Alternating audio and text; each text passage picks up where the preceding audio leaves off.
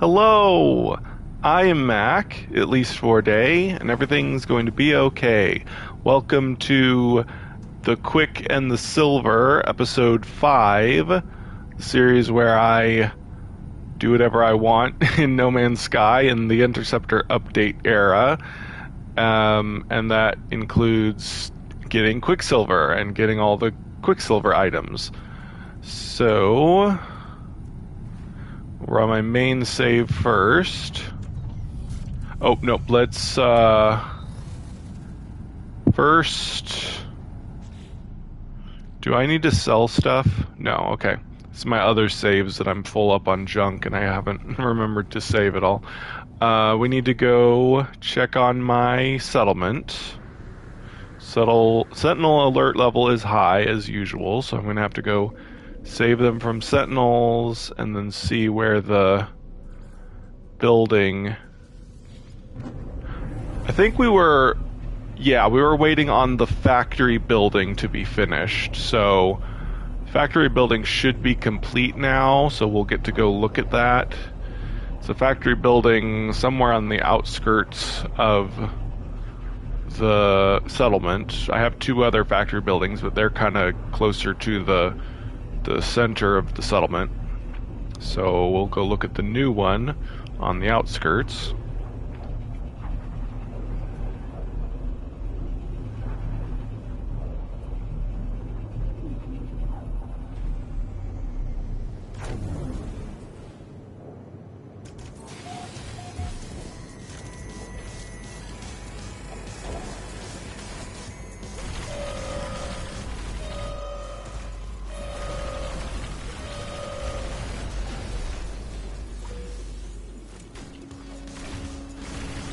It's annoying that you can't shoot when the NPCs are in front of you.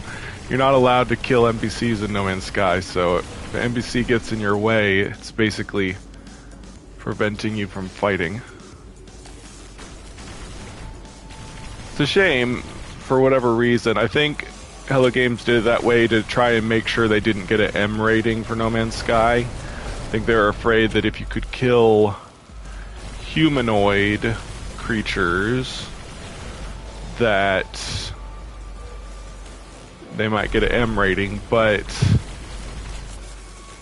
it could just be that they didn't want us to be able to kill the alien races for whatever reason. Like the kind of the theme of the game that, I don't know. It would make sense because like the Viking is a warring race, you'd think you would actually fight them at some point, but Hello Games didn't want us to be able to fight them. Although technically you do kill them when you kill space pirate ships, but you don't see the humanoids die and fall over or anything. So it's most likely a rating thing. It's not really thematic, it's just they wanted to avoid an M rating, and being able to see yourself killing a humanoid creature might have given them an M rating. So the fact that you can kill them when they're in spaceships means that it's not thematic. It's not that they want you to... They're not trying to teach you to be peaceful or something. I think I'm fighting regular corrupt sentinels. Yeah, I am. Because I'm getting higher warning rating. Okay, so we gotta run away because they'll just keep coming if I keep fighting them. Oh no, we've already got spiders out there. Hopefully they can't... Yeah, I don't think they can detect me in here. And then we'll have a visitor to interact with, and then we'll go check out the new factory I built. I'm gonna wait for the swarm to lose me, though.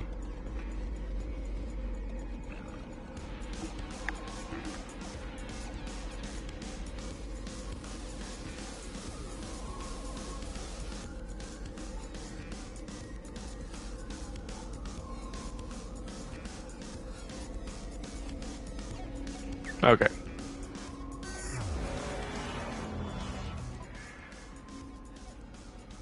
Alright. Extractor Orbook claims to have been led to us by a vision. They they have consumed the whispering eggs, oh no, and now bring us the message in the something something is only silence. They ask if we might spare a trinket in exchange for their message. Um, yeah, I'll heed the warning. I'd rather have a unknown outcome even if it's bad. Uh-oh. Is it going to tell me what happened? Yay, blessed by the moon. So I got a little more debt, which isn't a big deal, but I got a positive thing called blessed by the moon. Improved citizen happiness. Nice. All right, I'm glad I took the mystery effect. Good, and our debt is going down because the new factory I built increased our productivity. So it's going to take 49 hours. Wow, 49 hours. It's probably real-time hours, not gameplay hours. So, but of course we can still speed it up by, you know, increasing productivity or decreasing maintenance. Nope, that's the bar. Where is the factory that we built last time? Oh, there it is.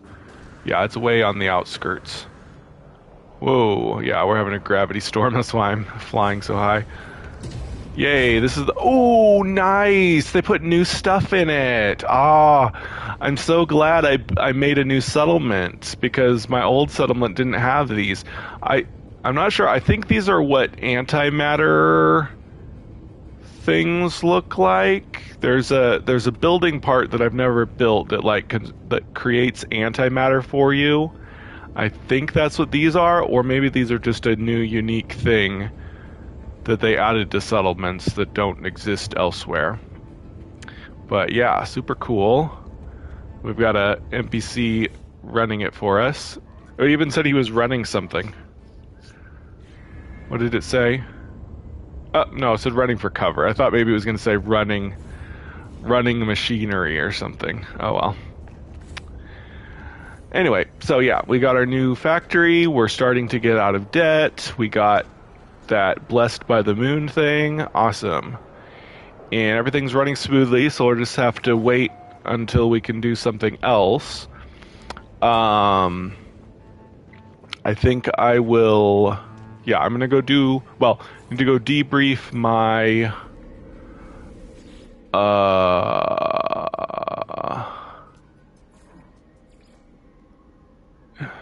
debrief my frigates and send my frigates out on more missions, and then we will do Quicksilver missions.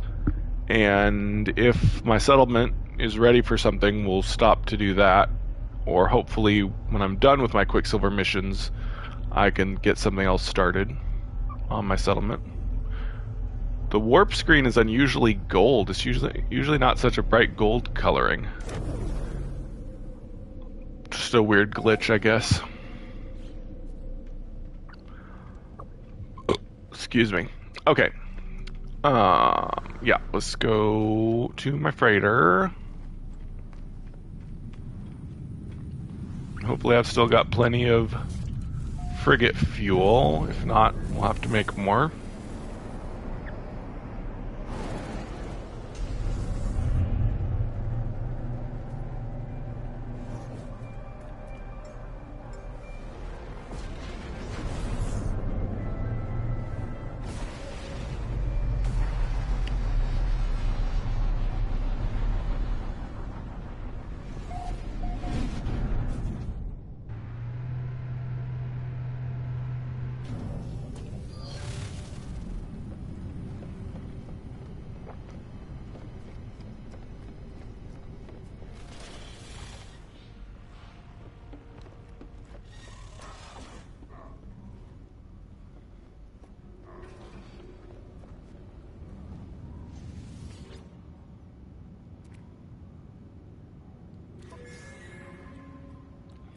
Units, semiconductor, activated indium, thermic condensate, units, sac venom, that's it.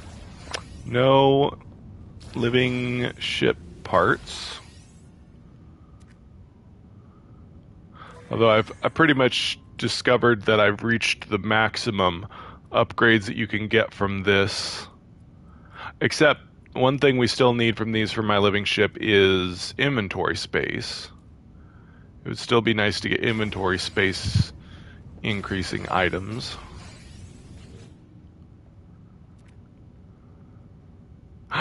Oh, I almost sent all inorganic ships on accident in this group. Wish I could get rid of my inorganic ships. I think I'll have to check. You might. Can you get rid of inorganic ships? Can you get rid of frigates at all? It'd be nice if you could just like sell them on this screen. Is there any way to get rid of, like if I wanted to get rid of, say this. Oh yes, you can. Although the thing is, it's their S rank. I don't really want to get rid of S rank. All my organics are lower. I could get rid of them, but I'll probably wait. If I ever get more living frigates, and if I ever get close to maximum, then I'll get rid of my other, except for my Normandy, obviously. I'm not going to get rid of the Normandy, but I might get rid of the other inorganic ships, but whatever. Anyway, let's send them out on another mission.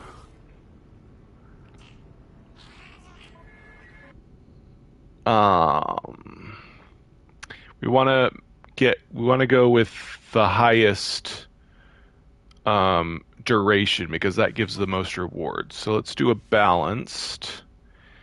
And why don't we let's send our ones that don't have really high numbers because they're balanced, basically. Most of the others have something with 20. I'll send my weakest ones. Alright, that's plenty good. Alright, and then the other longest one is this one, industrial. Hopefully I didn't send all my best industrial ones yet. I did send quite a few of them. I better not send my best. We'll send these 4. That'll be good. And then this is the other longest duration. And we could just send the rest of them. Again, I'm sending most of my inorganic ones in the same group. Oh well, whatever. Alright, that's all done. I do need to sell all the junk I just got. I doubt I want to keep any of it. I didn't think there was anything special in there.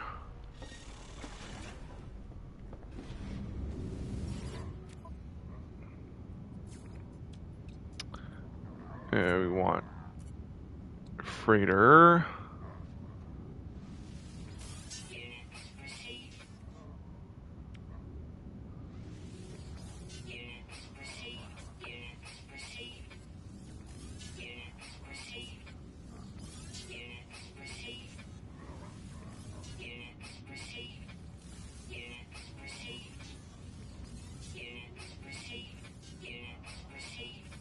There we go. We only have 400 tons of fuel left, so next time I'm going to have to get more fuel. So hopefully I'll remember that, and we'll just go ahead and get more fuel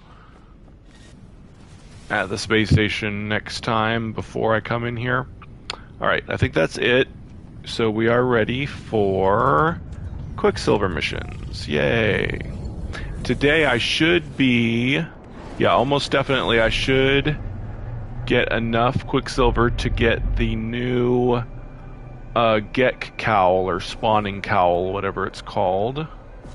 That'll be a cool new thing that we get in this episode.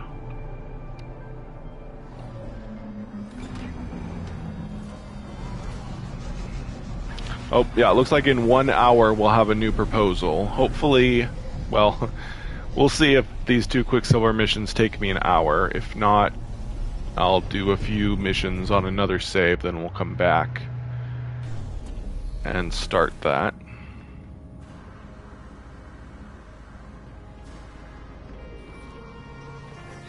Alright. Okay, we'll go ahead and kill monstrosities. Pretty easy one.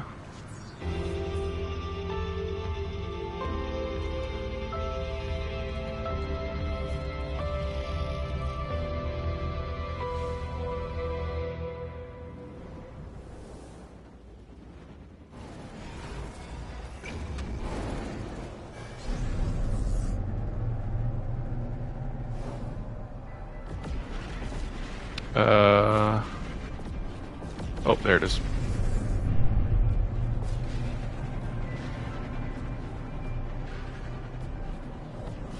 kind of planet is this? It's a fungal planet.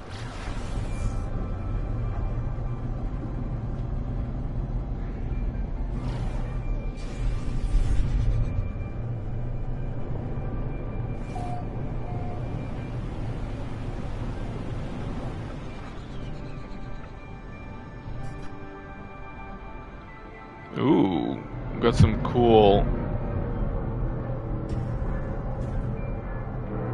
Oh yeah, these kind of weird fungi, I guess, that were added a while back.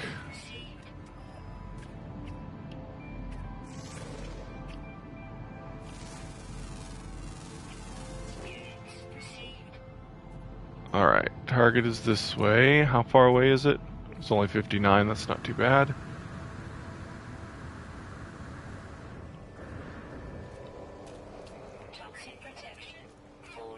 Pretty cool terrain here.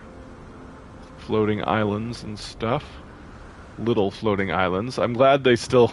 I'm glad the terrain generation system still makes these funny little glitchy islands still.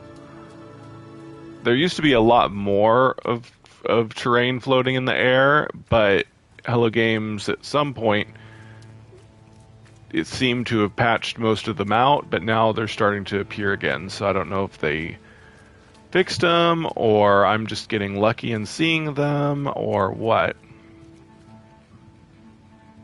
Oh, nice. I like those cave wall mushrooms. You don't see those too often.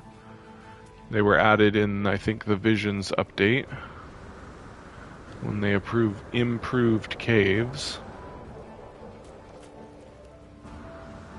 Just getting distracted by some cool planet generation stuff. Can't wait for the next update. There's a theory online that the next update will be June 9th or around June 9th. I forget why. There was something that like Sean Murray tweeted. It's probably just a crazy conspiracy theory. Sean tweeted something and it had like some kind of code in it. I forget where it was. It was like something about a Sean Murray tweet or something. But anyway, people like ran the code through, you know, ciphers and whatnot and came up with Orwell. So George Orwell, the author, wrote his most famous book in 1984, and it was published on like June 9th or June 8th or something of whatever year he published it. So it's just like, it's probably just really grasping at straws, people trying to figure out when the next update's going to be. But yeah, somehow people came up with Orwell, and so they think that means the next update will be in June, which I don't think so, because that seems a bit too soon to me. We just had this update. It was like right near the end of April that we got the Interceptor update. And so from the end of April to the beginning of June, that's just barely over a month. So I don't think we would get a another update in just over a month. That's too little time for them to do it. That's why I was thinking the next update would probably be in August. August is one of the most popular months for update because that's when the game came out, was August 2016. So yeah, I'm dubious about that theory that the next update is June 8th, just because Sean said something that led to Orwell. Yeah. I mean, it's pretty typical. I mean, we've had ARGs for No Man's Sky, and so there's plenty of people in the community who are always expecting something Sean says to be an ARG or something they find in the game to be part of some ARG, which there isn't any actual ARGs going, but our community, I mean, the reason Hello Games had ARGs, the Waking Titan alternate reality game, was because there was a lot of people in the community already who liked solving codes or finding secrets in the game and whatnot, so they kind of were feeding the theorizing community in the No Man's Sky community and whatnot. But yeah, there's plenty of people in our community that are constantly trying to find secret hidden codes and Easter eggs and make something out of what Sean Murray says more than it actually is. Sometimes they're right, but most of the times they're wrong, and I think this is a time that they're wrong. I don't think the next update is going to be that soon. It probably won't be till August. Yeah, most likely.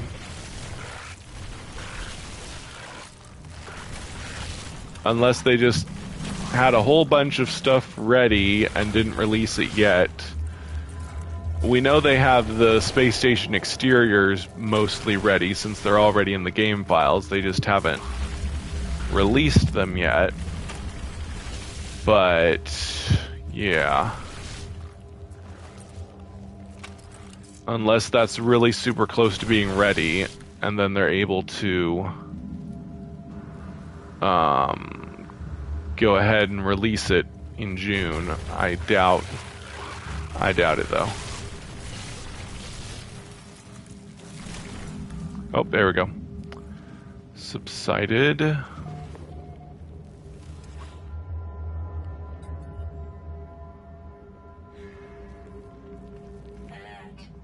Navigational data received. Where's my ship? Oh, there it is. Knew it should be close by.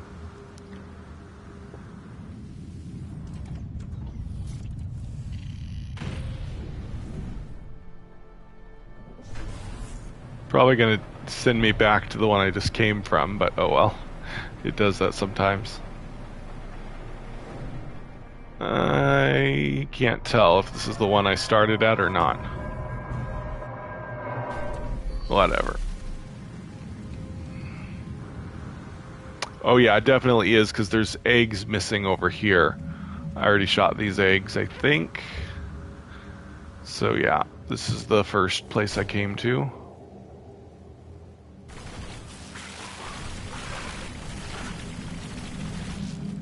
Got 34 to kill.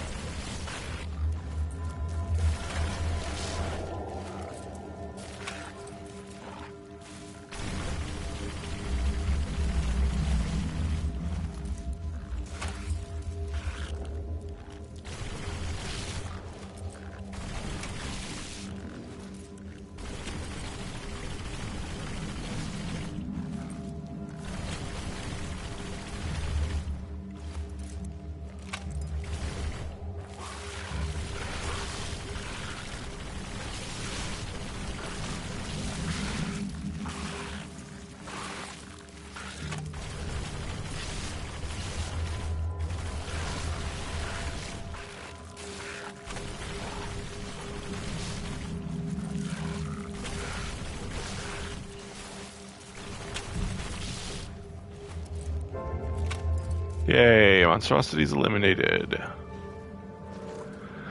Awesome. Okay. Yeah, that quest is done. So we'll go turn it in and do the weekly mission.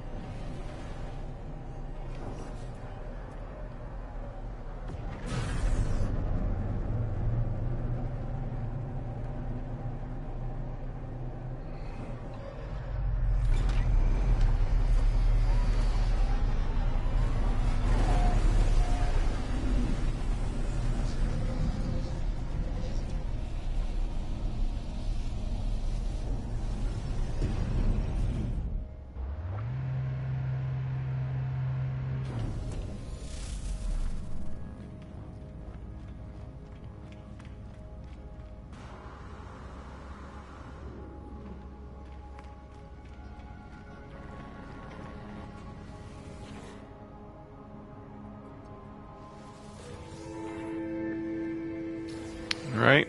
What is... Ah, collecting Fecium. Cool.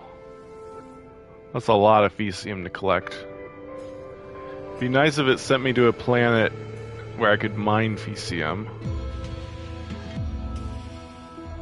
But that would be too easy. I'm probably going to make me get them all from creatures.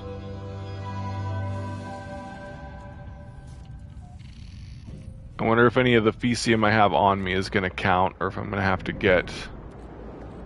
Do I have any Fecium on me? I have to check.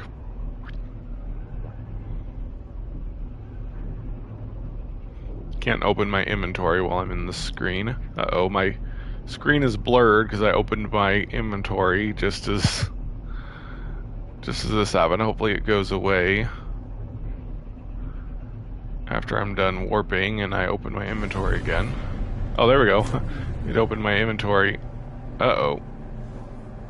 Definitely don't like that fuzzy screen thing. I don't think I have any VCM for whatever reason. Huh. Okay, good. Alright. Where are we going? There we go.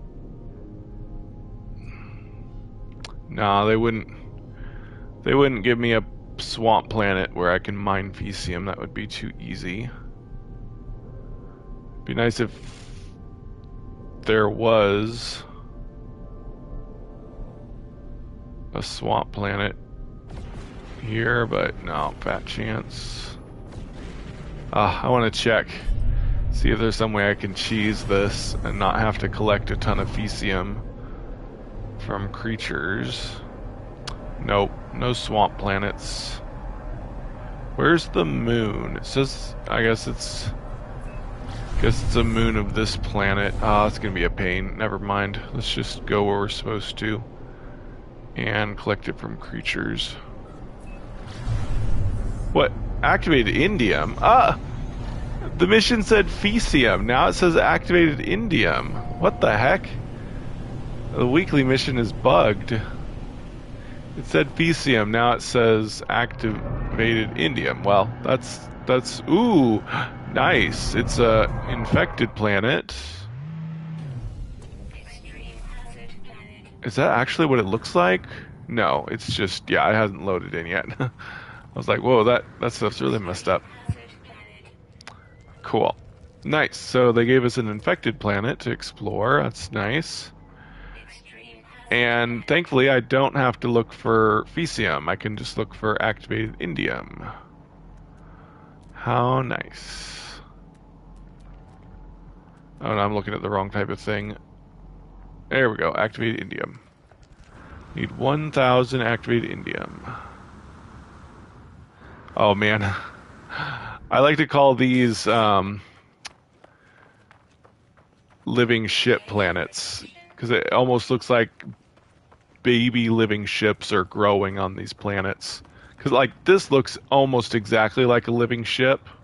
Yeah, exactly. Like, these glowing ring things are exactly what's on a living ship. And yeah, it's This is exactly what it is. It's a living ship growing out of the ground, essentially.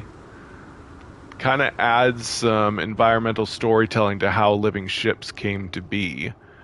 Because, I mean, we help create living ships by, like, doing biogenesis and stuff.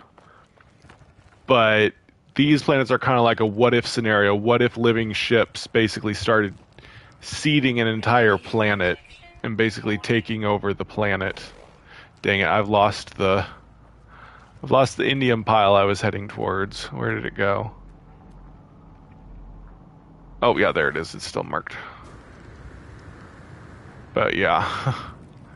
I kind of wish they would redo the living ship quest and make it send you to a planet like this, and then there would be even more lore that's like, this is how living ships are created and stuff. Like, they grow on these planets. That would have been really, really cool. Like, a cooler way to do the living ship storyline than what we did. I mean, the living ship storyline's okay. It's basically just getting lore about the Korvax creating them from, the plaque ruins and whatnot. And then you, like, have to gather some resources to create their biogenesis body parts and whatnot. But it'd be a lot cooler if if instead of being lore about the Korvax growing them, they changed it to be lore about, like, other biological experiments, or maybe biological experiments by the Korvax that, like, got out of control and started taking over planets, and, now there's whole planets that are corrupted and infested by living ships that just grow like plants out of the ground. And eventually, when they get grown up enough, they take off and they fly into space. Imagine that. Imagine growing a spaceship. So instead of building them out of big metal and stuff, like, imagine if, like, I mean, obviously there's, like, storylines about things like this, where, like, biotech, where instead of developing, like, metal manufacturing, instead we just learned how to genetically alter things to the point where we could create spaceships or grow spaceships, like giant animals that can eventually fly into the vacuum of space, and we can ride inside of them and everything. I mean, that's basically the idea of space whales and other living ships that have been in other sci-fi stories. But imagine if everything was like that, like if all the stuff that we manufacture were living organic material instead of made out of plastic and metal and whatnot. It's basically the idea of Scorn. If you've... Wait, I think it's my life support I need to do. If you've heard of the game Scorn, obviously Scorn is highly inspired by H.R. Geiger's art, which is like biotechnology. What did he call it?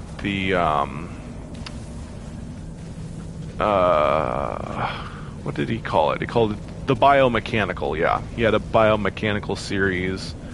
A lot of his art is of, like, stuff that's like a mixture of technology and organic.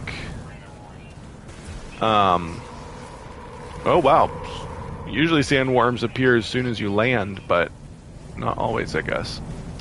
But anyway, yeah, that's the idea of Scorn. It's basically a world, probably the Earth. It's kind of implied by, like, their lore book and stuff that the world of Scorn is actually the Earth. It seems really alien and bizarre, but that's just because it's so different. It's like thousands of years in the future, where basically resources were running out on the Earth, so we had to start growing biological matter to use as all of our technology. And of course in Scorn it's like a really dark future where, like, basically everyone's a slave. Like all matter is like cloned cloned organic matter from humans, so we're basically enslaving our own species, since there's like probably no other species of creatures left on the Earth. Like, we've killed all the other creatures, so basically we have to clone humans and use our own body parts for technology and whatnot.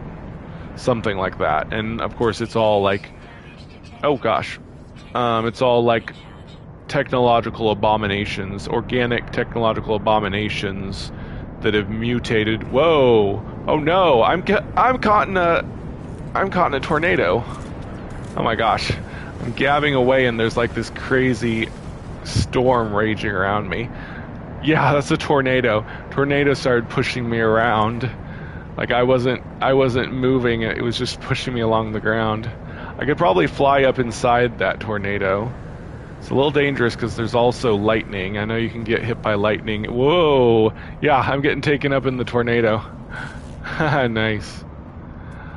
Anyway, I need to be looking for more indium. Man, there's tons of uranium, but I don't need uranium anymore because my Sentinel ship doesn't take uranium. I need other stuff for... excuse me, launch fuel. There we go. Activate indium. Hopefully that's not the one I was just at. Could very well be. I'm just going back to where I was a few minutes ago. Yep, it is. Typical. Darn it. Where's another activated indium spot? Come on. It's always hardest to find the thing that you're looking for. It's like every other resource pile is something you don't need, and there's only like one invisible one that's visible to you that is what you're actually looking for. Let's head north for a while until we see another uranium deposit. Man, this planet is crazy. Like, extreme lightning and tornadoes and radiation and all of this mutated biological matter and whatnot. It's like, this is one of the craziest planets I've been to in a while. It's not just an infected planet, but it also have tons of crazy weather. And of course, Hello Games picked this planet on purpose, so, I think. Does Hello Games manually...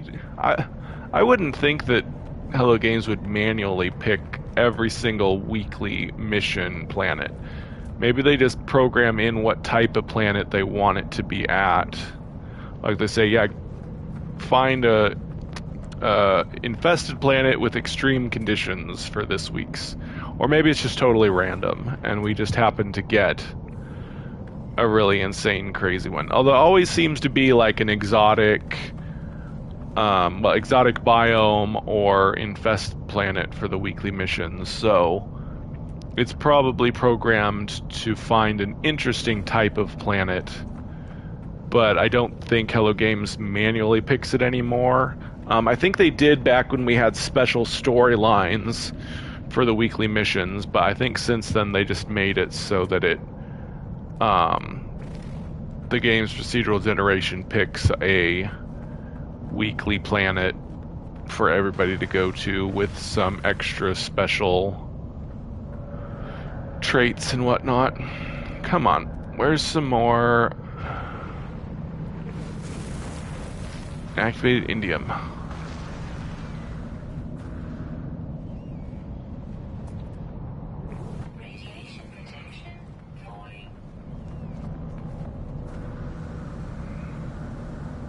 So freaky here. I love it. And of course we got giant sandworms here too. This planet has all the crazy stuff. Very cool weekly mission planet. Alright, come on. Where is some more activated indium? My goodness. I might have to get in my ship and just fly around until I find some. They seem to be really few and far between on this planet. What's that? Ah, good, here we go. finally found some more. Ooh, I like the glow in the dark. Yeah, so these things, these are what the joystick controllers in living ships are. The levers or whatever that you steer the ship with. So that's further proof that, you know, they basically put living ships on these planets. Living ships growing on these planets. It's very cool. I love that they did that. Imagine, oh my gosh, I just had some crazy ideas. Imagine if they made one planets where living frigates were growing. Imagine if there were gigantic living frigates growing on planets. And two, imagine if they created crashed living frigates. So we have crashed frigates that we can explore, but imagine if there was crashed living frigates. Only problem is you wouldn't want to have a crashed dead living frigate. That would be sad and gross. But they could make it so that, like, basically a beached space whale, it'd be like a living frigate that's just laying injured on the ground, and you can explore the area around it. Like, it would be alive, and maybe instead of interacting with a device like you do at crash freighters, you could talk to it at a certain point near its head or whatever, and it would tell you that it's injured in a fight, or maybe it's too old and it's laying down to die in a few years or something like that. But basically it's still alive, but for whatever reason it's too injured or too old that it can't fly in space anymore. So now it's just a living frigate laying on the ground. Yeah, they should totally do that. They should totally add crashed living frigates. I don't know about making entire planets full of living frigates growing like they did with living ships, but crashed living frigates, that's something that we really need to have. I really hope that they do that, but yeah, they probably won't, but it's a pretty cool idea anyway. Don't you agree, people who aren't commenting? I know 5 people are watching, but nobody's commented anything yet. Oh well. But that's my idea. I'm just talking to myself here.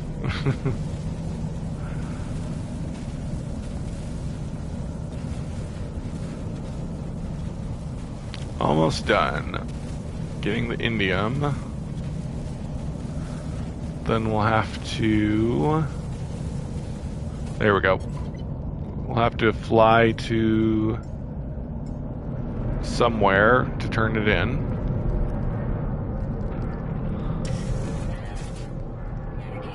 Yeah.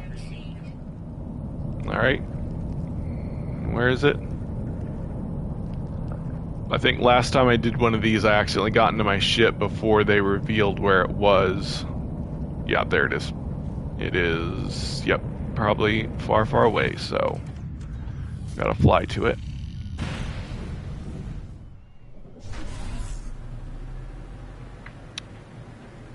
Hi, I forgot. Oh, darn it, I'm sorry. It's hard to remember what your... Oh no, I got freaking space pirates on me. Oh, darn. Gwenny, sorry. I forget what your other name is. I know you want me to call you... Wait, oh, that's my... those are my... wingmen.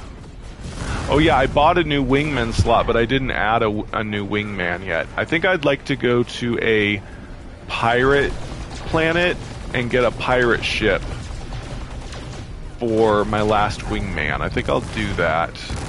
Hopefully I can recruit pirates as my wingmen in pirate systems. I'm gonna try it anyway. Pretty sure wingmen were added in the pirate update, so I'm sure you could get pirates to be your pirate, your wingmen. Why don't we do that right after this mission, because I'll probably still be waiting on I'll probably still be waiting on my settlement to be ready to do something. I hate when they fly around me so I can't shoot them. Goodness, oh my gosh, stop flying around me. Oh my goodness. Okay, I'm just gonna not keep following it like that. There we go. Gotcha. Of course its shield came back. Oh my gosh. They know to fly past you when you're getting through their shield. It's smart AI behavior, but it's very annoying. Just the same. Did you hear any of my ramblings, Gwenny, about how they should make crashed living frigates? Like living frigates that are like injured and stuck on planets. I think that would be super cool.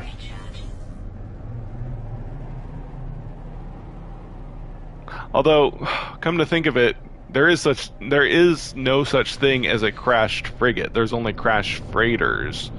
I guess they'd have to add crashed freighters first, which would also be really cool since freighters have interiors and everything.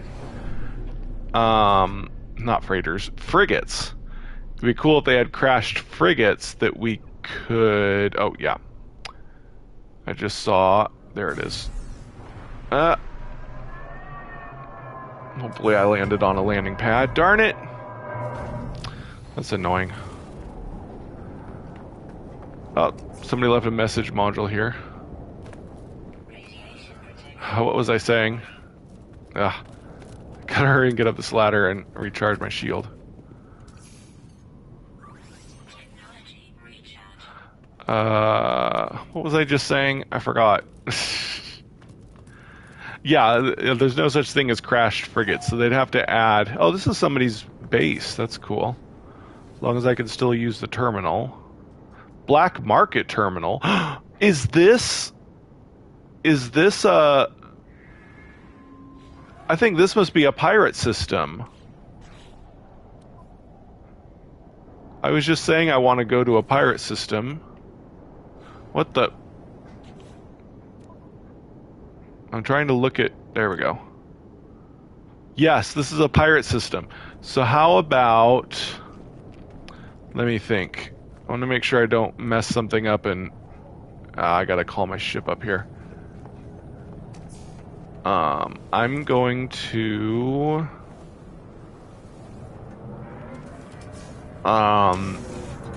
There's an option, hopefully I won't forget, I'll probably forget.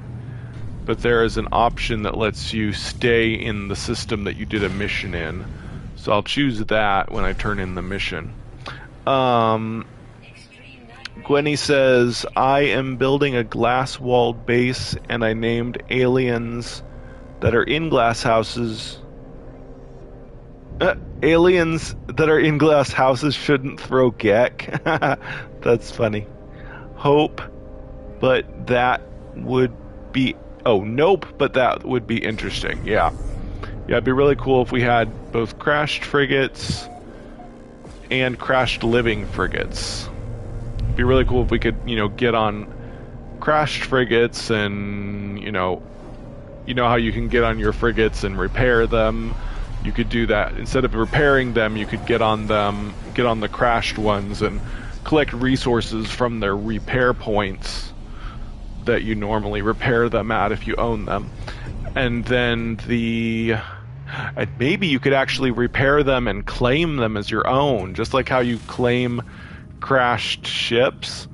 Like crashed freighters are way too broken for you to claim them, but they could make it so that crashed frigates are mostly intact, and you could get on and fix all of the broken parts on them, then claim them, and then like as soon as you get out of them and fly into space, they'd just like be added to your so make sure I change exit setting. There we go. So now I'll be able to go get a pirate ship for my last frigate thingy-majigger. Alright. So, yes, we have enough Quicksilver. Time to get the spawning cowl. Yay!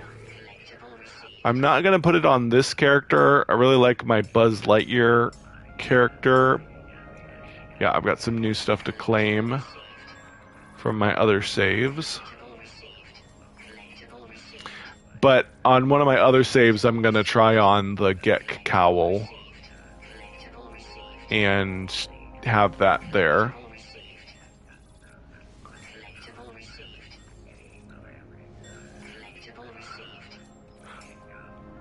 That should be it.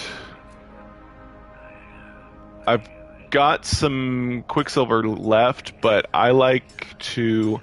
I swear I bought the Mud Hut on one of my saves on this save file, but oh well. Don't know why it didn't carry over to my other saves. Whatever.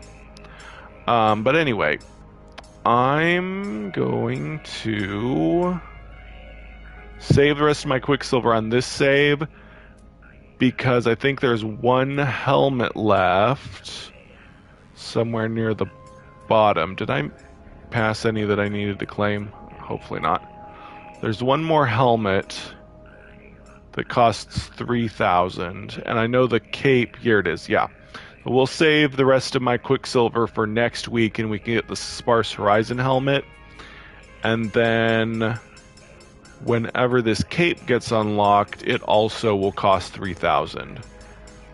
So my main save is the one that saves up and buys the 3,000 unit items, so yeah, we're not gonna spend any more Quicksilver today on this save. Now, oh yeah, we need to change this. 18 minutes. Okay. So I'm going to go get a new wingman. I'm going to find a NPC with a cool pirate ship, cool sail ship, whatever they're actually called, in this pirate system. It probably won't take 18 minutes, so we may end up doing Quicksilver missions on my other save before we do that. But whatever. Hopefully I can find a good sail ship that can be my wingman. Usually there's sail ships in pirate systems. So we'll just wait around for a bit until one comes. What is this, I wonder? I don't even know. Is this some kind of engine that's normally inside the space station that they took out? Or what is this? I have no idea. Is this like some kind of... Yeah, I mean, it would make sense that space stations need to have some kind of power generator. So maybe this is like a fusion generator or just a giant gas burning generator or something. And they're trying to like dismantle it or alter it. I don't know. And it's like traveling all... Oh, it's traveling up into here. What is this? Why is there a giant tube from that engine? I really wish I was on PC and I could get like no clip or something and could clip through here and see if there's any Easter eggs behind here that explain why there's this giant tube going into this room. If anybody plays on PC and you know what's behind this barrier... Oh wait, what am I thinking? I can use this to peek through here at least. Doesn't look like that tube goes through there. I think it just disappears. Yeah, the tube doesn't actually lead anywhere, so there's probably nothing new behind there. It's probably just the same regular space station. Whoa, wait a second. Yeah, I can see. It's a regular space station plants and stuff that are in... Well, actually, yeah, that's the old space... Wait a second. That's the old space station design. We actually don't have room... Well, I actually think we do have rooms like that in quote-unquote normal space stations nowadays. Although it... No! That's abandoned building goop. Oh, so they actually took abandoned space stations and added space pirate space station stuff on top of it. Because that's abandoned building goop. And that's probably why it's blocked off, because there's like corruption back there or something. Man, I'm just going crazy with the theorizing today. Oh, there we go. There's a pirate ship. I should have been looking for one. Hopefully I can grab this Gek and make him my wingman. Oh no. It's not giving me the option. Do you have to... Do they have to be on your...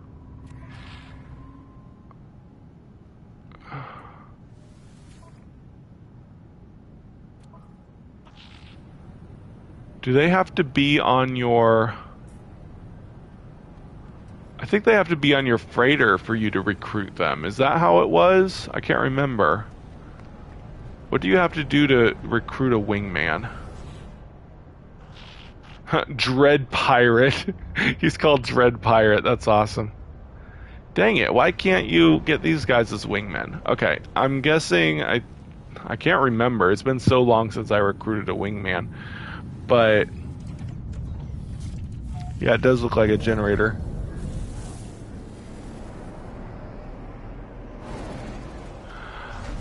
Anyway, I'm gonna... Oh, I can't call my... Darn it, I can't call my freighter here because it's a blue star system. I don't have the blue star drive for my freighter yet. Ah, darn it. So we'll just have to warp to a yellow... Yeah, why don't we just do that? Ah, I should have stayed out in space. Actually, I think I'll warp... Oh, I don't... I think you can only warp to pirate space. Can you warp to normal space stations from here, or is it only pirate space stations? I mean, I don't do nearly enough stuff in pirate systems. Ah, dang it. I can't go to anything. Ah, phooey. Okay, I'll have to go to... I'll have to warp to another star system. Because I just remembered I'm in the weekly mission system, and that means I'm actually really far away from wherever I came from. Although it doesn't really matter. But I don't know. Whatever. It just kind of, I don't know, feels like I should keep continuing my journey to the center instead of, you know, traveling somewhere random in the universe where they put the weekly mission, but I don't know. So I might warp to like the space station I was at before the pirate space station, so that I can go back where I came from.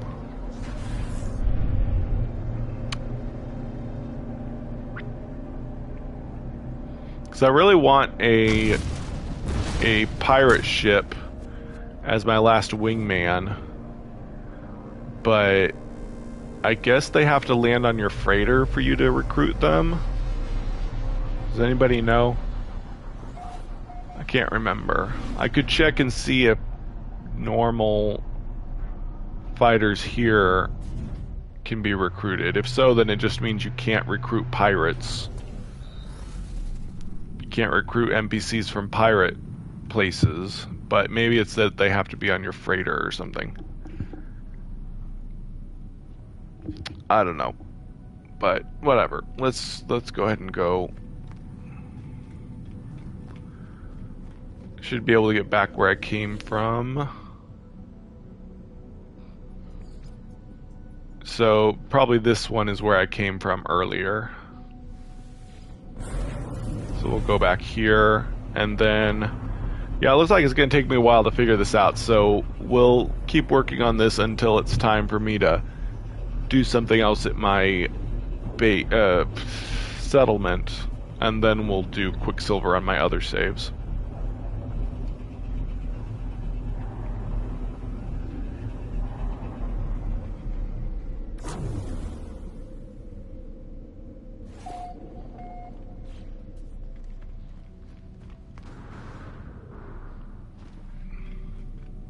Alright, let's try going to a space pirate system. See if I can recruit a wingman. There.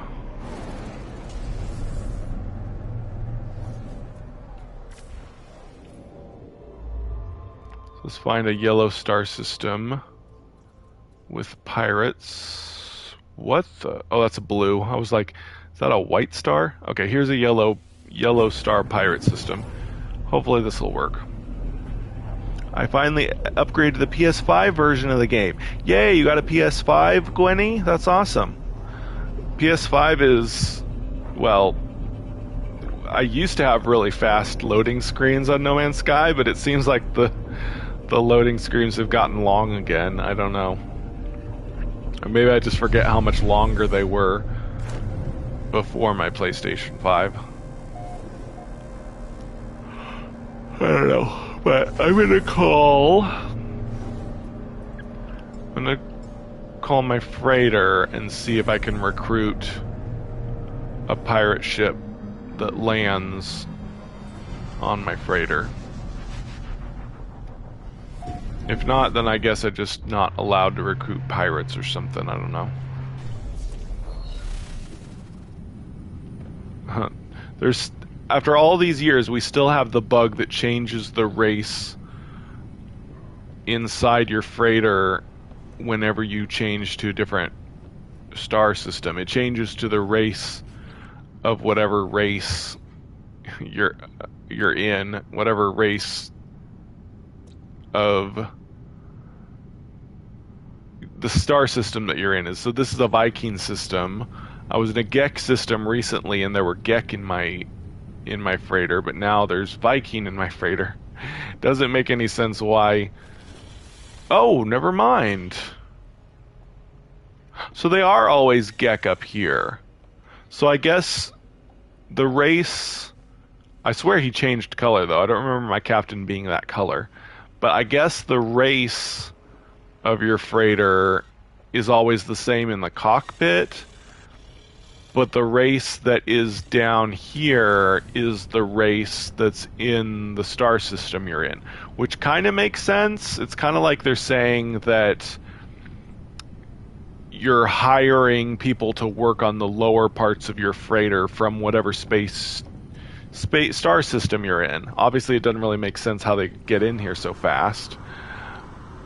But I really like how they've got these crates on the wall here, so it looks like they're really taking inventory of our cargo and whatnot. Well, I can't...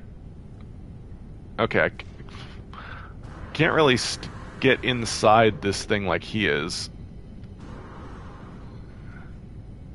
It's like I'm walking around the edge on the outside of it. Can't get on top of those crates either. That's annoying. There doesn't seem to be any NPCs landing on my freighter for some reason. Aw, man. How am I supposed to recruit a wingman? How does this work? Ah, darn it. Maybe I'm too close to the space station. Oh, you got your PS5 for your birthday. Happy birthday, although I don't know how recent your birthday was, but happy birthday whenever your birthday was. Gwenny. I'm going to be 39 this year, not until November though. It's kind of scary how old I'm getting. I still feel young, although not in the morning usually. Alright, let's see, maybe if I get farther from the space station, they'll start landing in my ship.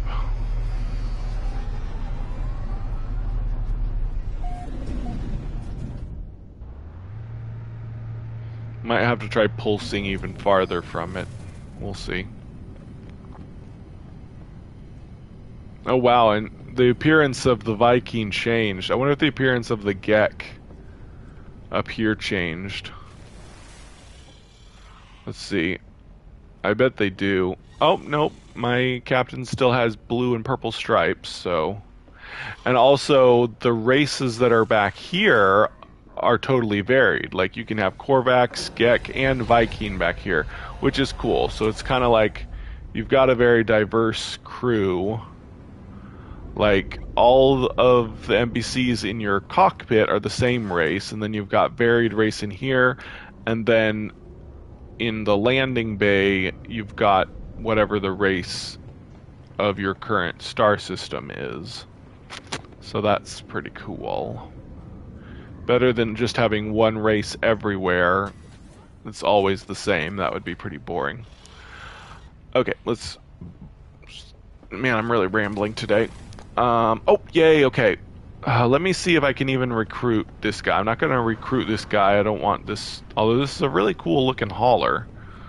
But... Yay, okay. So yeah, this is how you get squadron members. But I'm going to have to wait for a pirate sail ship like mine right here flies in here.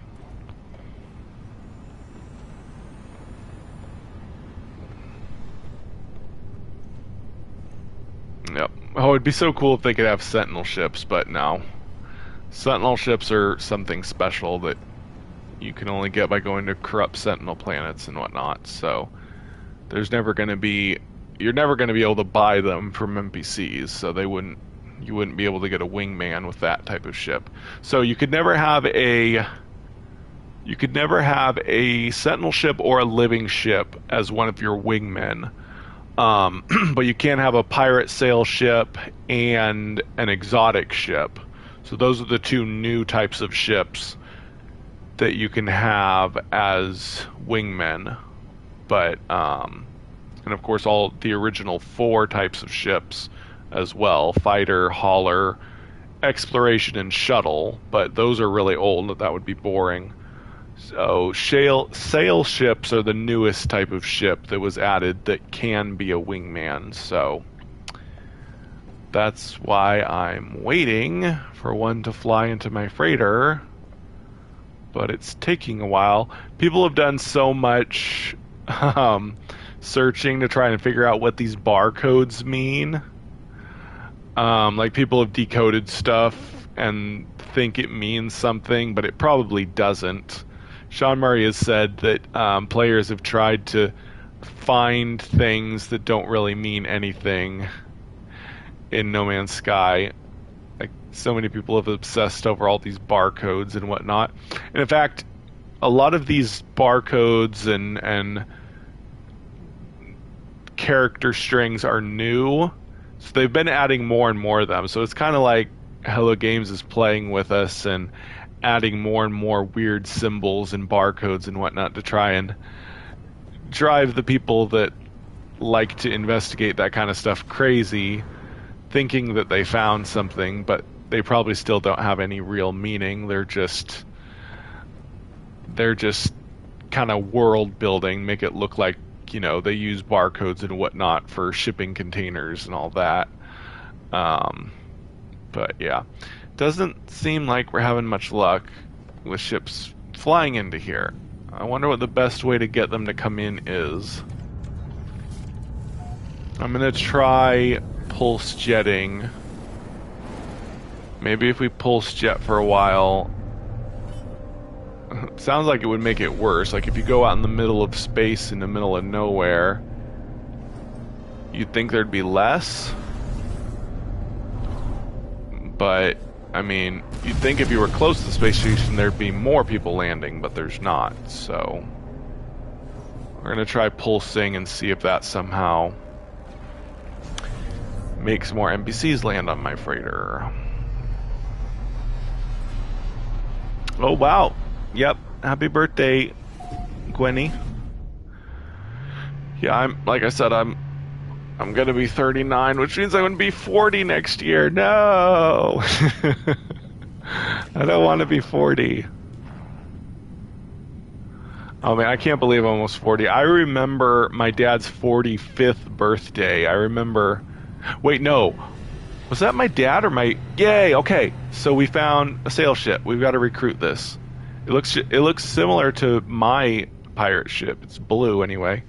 Yay, you're awesome. Please let me recruit you. Yes. It's crazy you don't have... Oh, he's S rank. I just got an S rank pilot. Ah, that's awesome. I got an S rank wingman. Yay. That was so awesome. Talk about lucky. Oh, we gotta take a look at him. Oh, that's awesome. Let's look at his stats. Acrobatics are excellent. Marksmanship, excellent. Charisma, excellent. Persuadability is abysmal. I don't know what that means, what persuadability would mean. Whoa, he's got over 200 confirmed kills and a tendency to become dizzy. So yeah, he's S rank.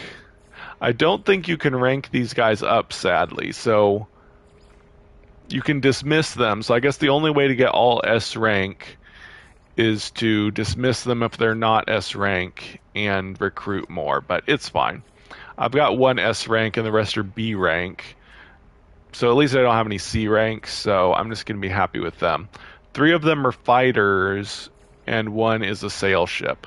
I guess if I really wanted something special, I could get an exotic ship, maybe a fighter and an explorer, or a fighter and a hauler. Haulers are good in combat because they have really strong shields, but I'm just going to be happy with what I got. I've got 4 wingmen, and that's good enough. And now it's time for me to do a new building opportunity. Perfect timing. That worked out perfectly. Just as I got my wingman, will I be... Yeah, I'm pretty sure I can go to my settlement from a pirate space station, so that's good. Yeah, so as soon as I found my pirate, the settlement opportunity was counting down to 0, so the timing on that was perfect. Alright. Yeah, 40 is still young, I guess so. But yeah, I can't remember. I think it had to have been my dad's 45th birthday. I thought it was my grandpa's, but that can't be. No. My grandpa turned 45 like 40 years ago. So I couldn't have been at his 40... Well, actually, my grandpa died in his 80s. So yeah, his 45th birthday would have been 40 years before that. And I'm not 40 yet, so I definitely wasn't alive when he turned 45. So the memory I have is of my dad's 45th birthday. So yeah, I remember my dad's 45th birthday, and the big joke at his birthday was that he was over the hill. Like all of his cards that we gave him said over the hill and whatnot. That's the way my family are. We joke about stuff like that. But anyway, yeah, so it's crazy to me that I can remember my dad's 45th birthday, and now I'm turning 40, and I'll be 45 in 5 years from that. That's crazy. But oh well. That's how life works, unless you die sooner than that. Oh, Gwenny says, I have a son that is 43, a daughter 41, and a daughter 38. Wow. Hi, 8Boy Gaming. Thanks for watching. That's pretty cool that you got kids those ages. Actually, oh wow. Oh, you've got a daughter that's 38, and I'm 38 until November. That's pretty cool. You've got a child the same age as me.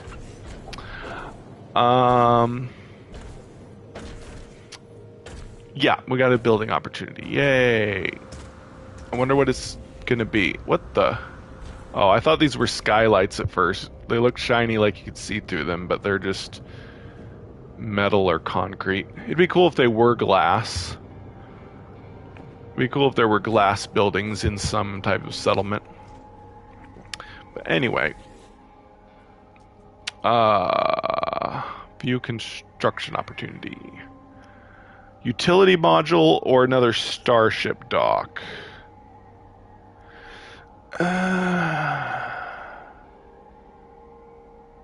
I'll guess I'll get another starship dock. May as well. It's more productivity, and really the utility modules are just the stupid glorified closets, as I call them. So yeah, I'm just gonna get a starship dock. Alright, let's go put in the first thingamajig for it.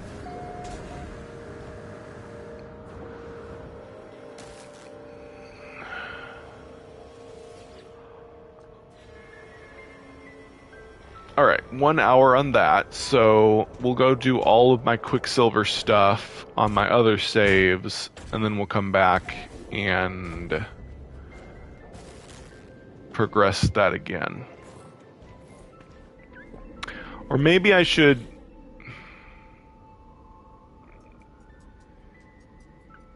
Maybe I should come back after my next... Yeah, thankfully I can travel back to the pirate system I was at last. Maybe I should come back right after... Although it probably won't take me a whole hour to do one Quicksilver mission. Or 2 Quicksilver missions on my other save. Yeah, because it didn't on this one, so I don't know. But I don't want to... yeah, I know what I'll do. I'll go ahead and do all my Quicksilver missions, come back, and then after I progress the building some more, I will do a derelict freighter until my building is ready again, and then we'll progress it one more time, and then we'll be done. That is the plan. Alright, I want to go ahead and switch to... Oh, no! Ah! No, that's... wrong one. Gwenny said, it was my son that made me a gamer. We played games together until he enlisted in the army. Aw, now we live 1,000 miles apart. That's sad. I'm sorry your son lives so far away. My brother lives far away in California. My dad is pretty far away in Arkansas, and my sister is close, but I still don't see her very much because it's kind of hard because her husband is not that nice and doesn't really want me around. So I pretty much only see her and her kids once a year at holidays, and we have to meet like at a restaurant with her husband not there. Pretty typical brother-in-law situation, I guess, but oh well. Anyway, or maybe not typical, but that's the situation for me. But anyway, I'm going to my oldest save because that's the one I want to make. I want to put the Gek appearance on that I just got. I got the Gek or spawning cowl, so we're going to this save next so I can try out that new head part thing. Because on this save, I have this old horror mask, which I'm kind of bored of, so we're gonna switch to the new spawning cowl thing. It's pretty cool that your Quicksilver items are shared between your saves. I mean, that feature is the only reason I'm able to do this series. I wouldn't bother trying to get all the Quicksilver items if I could only get Quicksilver on my main save. It really helps that I can get it on all my saves, and everything I buy with Quicksilver carries to my other saves, so yay.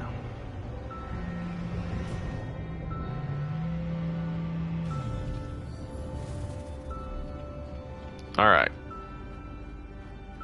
And of course, whenever we unlock the Geometry Cape, I'm also going to put it on this save as well, because I think the Geometry Cape and the Spawning Cowl are supposed to go together, so we'll put them together on this save once we can get both of them.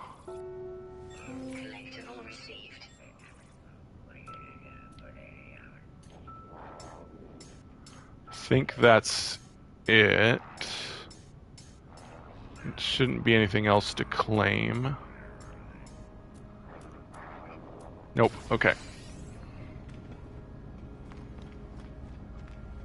So we're gonna change to Gek race. I'm pretty sure you have to be a Gek to change to this thing.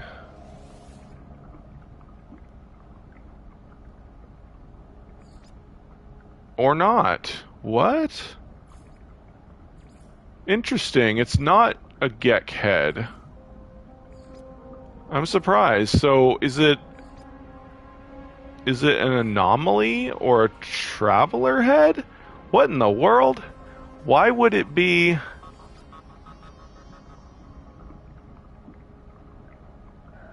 Wait. Oh, no, wait. No. Oh, I'm not thinking right. These are presets. This is... Nope, there's... No, here we go. Head type. Okay, good. Spawning Cal is a Gek head thing. But it looks like... Oh, cool. You can change the Gek face shape.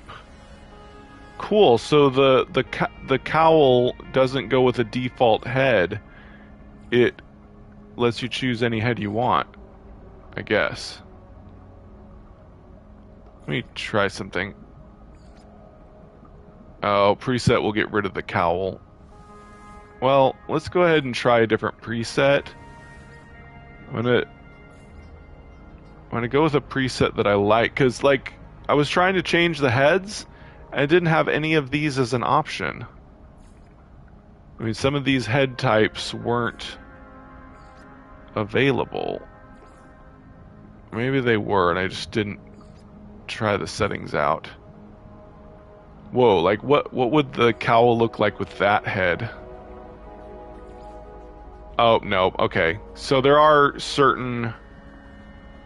is only certain face shapes that go with the cowl. I was wrong. Looks like this type of face is the only thing that goes with it. Oh my gosh, it's goofy. So you can't, I guess you can't have... There are different beaks you can choose.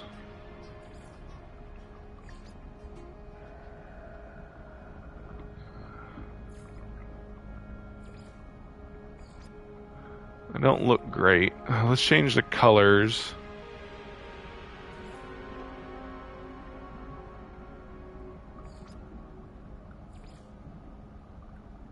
Oh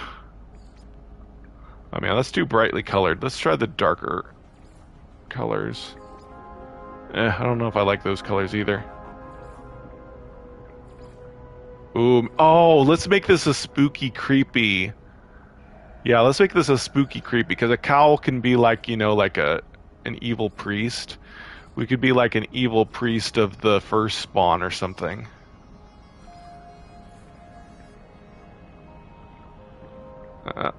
Looks pretty good. Why is it so white? I was hoping to make him like all dark colored, so it'd be really creepy looking. Ooh, here we go. We got like some kind of weird tattoos or something. Perfect. Which ones? Leave that. I really like this. Saurian cheeks. Maybe. We got different eyes. Ooh, yeah. I'm probably gonna give him those slits to make him look more evil. Yeah, we're gonna make him an evil-looking Gek priest thing.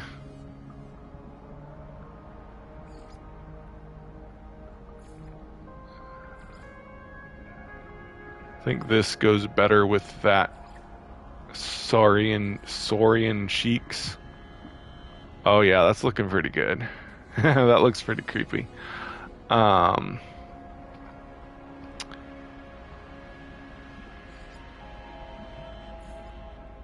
Probably stick with that face shape. Ooh, then again, this looks pretty cool. This makes him look like kind of a witch. Lizard witch thing.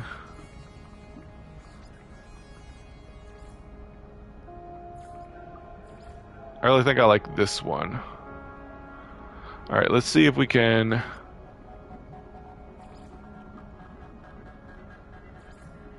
nothing's really gonna look like robes. Except for like... Well, this Gek armor Well, let's switch to all markings we got here. Switch to all black.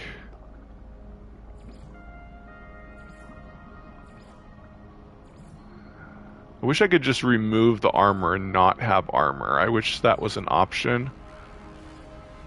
Because this part underneath is cool looking, but there's no way to just not have it. There's always some kind of armor over it. I'd like to just not have the armor. But I guess we'll use these metal.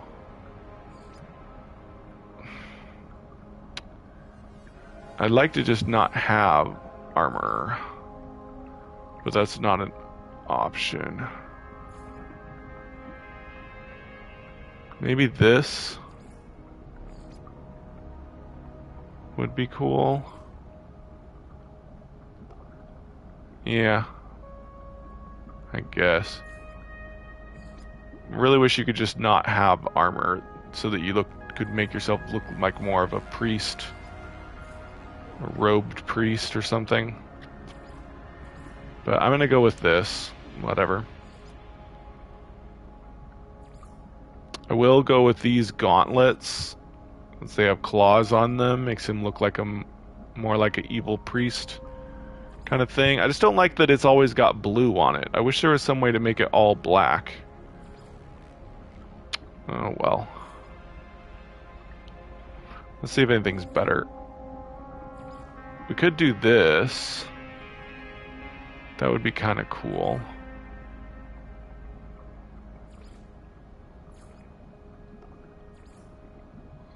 Yeah, let's go with the alien hands. And legs.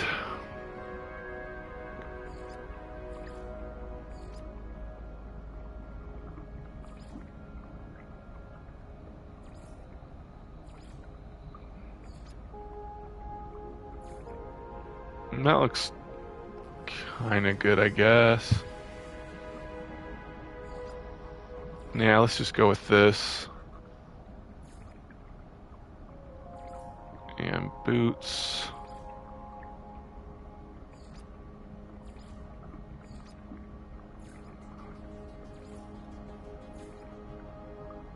Yeah, we'll go with that. And we're going to give him a cape. We don't have the geometry cape yet, but we've got several other capes. Titan worm might be good. Really wish they would fix the weird clipping. Yeah, we'll go with the Titan worm cape. But I really wish they would fix this weird clipping animation or whatever you call it. This weird fuzzy glitch effect. It's no good. I don't see any difference between those. Oh well, whatever. Let's save this. Really don't like that armor still. I really wish they'd let you get rid of it. I'm sure there's a mod that lets you get rid of that head, but not on PlayStation, of course. Let me see if anyone's giving me advice about how to make him. Oh, that's so sad, Mac. Me and my son keep in close contact, and they came for a visit last year. Yeah, I talked to my dad on the phone a lot. And my sister has a YouTube channel, and I get to watch her on YouTube and see her once a year.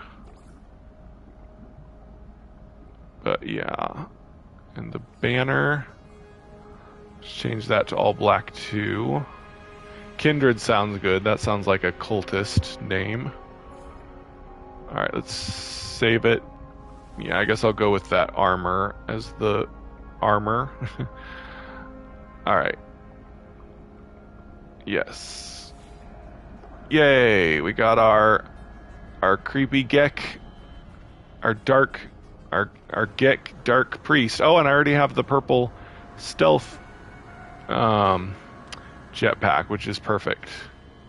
Oh yeah, I remember it was on my my older save. No, my creative save. I have the Darth Vader outfit. Now I have this creepy dark Gek outfit too on my oldest save. Cool. So let's do Quicksilver now. I use those candelabras at lights in my bases. They are brighter and look better too. I'm not sure which candelabras you mean. Were you talking about what I... Let's go ahead and get this Raid of Planetary Depot over with.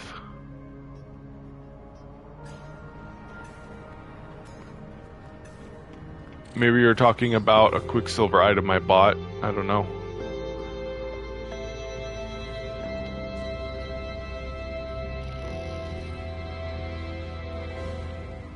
Alrighty.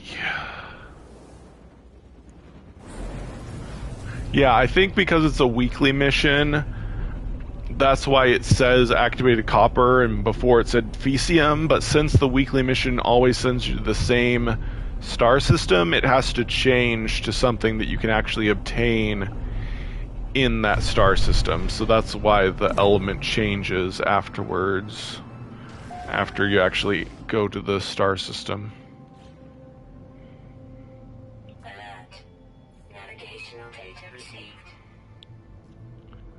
Ooh, that's a cool looking planet. What's this planet? Probably just an empty. Oh no, it's a sharded. It looks like a sharded planet. That sounds so bad. I think sharded is that. I think it's the floating objects. I like to call it gravitational anomaly. Of course, now we have gravitational anomaly storms, so that's kind of confusing. This is probably a... I don't know, we'll see when I land. Yeah, I see where I'm actually supposed to go, right here.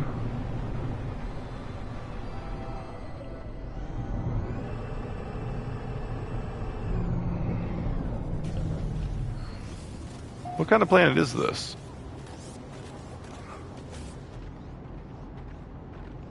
Oh, it is a lush planet. Cool. Ooh, nice. Look at my alien gun. Did it always look like that? It looks different. I mean, this is how it always looked, but it looks like the red crystals on it and stuff look a lot cooler right now. It's probably because it's raining. The rain is making it shiny and cooler looking. That must be it. Anyway.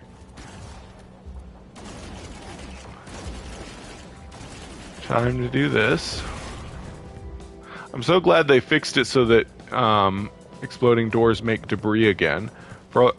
When the game first came out, they did that. The doors would explode and they'd be debris on the ground. But then they took that away, the doors would just disappear. But now they added it back in, so there's debris from the doors exploding, which is nice. Yay. I had the pugnium I needed. I need to wait for the sentinels to calm down. This is just a single room place, unfortunately. Alright. Yeah, I like how rain makes everything shiny now. It's making my ship all shiny and wet. That was another thing they added in Visions, I believe. They made it so that glass and water have shiny effects and stuff. I think they also added scratches to glass, which is more realistic, but actually made glass kind of uglier. Whoops. Like on certain base parts and whatnot. The glass is all scratched up. Whoa, that's a giant building. What? Oh, that's a crashed freighter. Nice. I thought it was one of the giant buildings. Whoops. Uh-oh. Oh no. I already have Sentinel hate. I need to land. Oh wow, that's a really cool mushroom. Oh man, I love it. I'm getting distracted and I really shouldn't right now. Anyway, we gotta go hurry and destroy all the depots quickly and get out of here. Oh yeah, I'm at level 5 hate. Can't get rid of level 5 hate. So I think what I'm gonna have to do is just fly into space And hopefully I can call my freighter real quick. Not call my freighter, call the space anomaly real quick before interceptors show up. Oh no! As soon as you get in your ship, they start deploying the sentinels. I don't have enough time! No, they're gonna call. Dang it. What should I do? Should I run? Oh, never mind. I can still call this. Yay. Good. We can escape. I have to finish dinner, but we'll still be watching. Cool. Thanks, Squinty.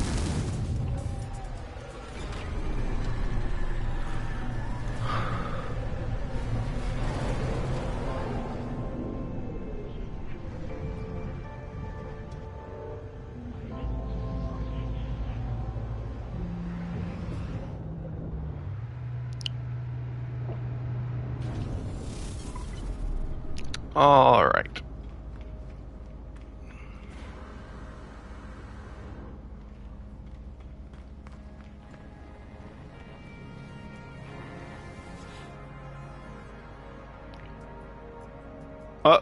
Oh no. Okay.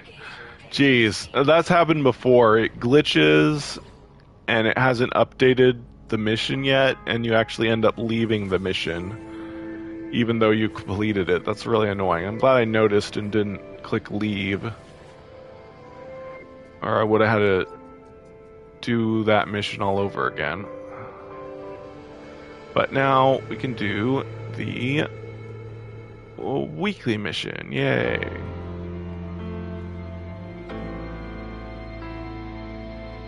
Yeah, like, look, I think they've added some decals. I'm probably wrong. These decals probably were all here before, but it seems like they've added decals. But yeah, there's probably players in the community that have tried to decode all of these decals and figure out what they mean, although they probably don't mean anything. They're just something cool to look at. Oh.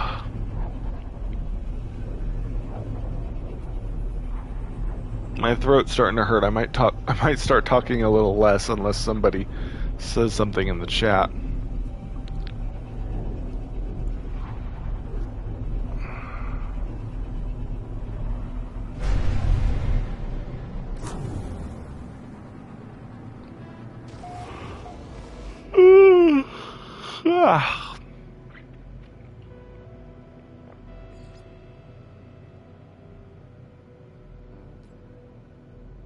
Here we go.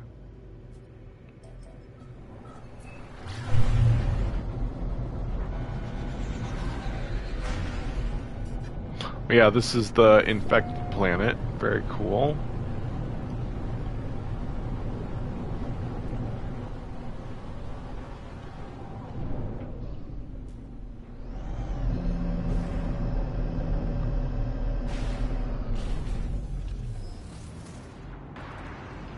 Oh, see, this time the sandworm appeared right when I landed, like usual.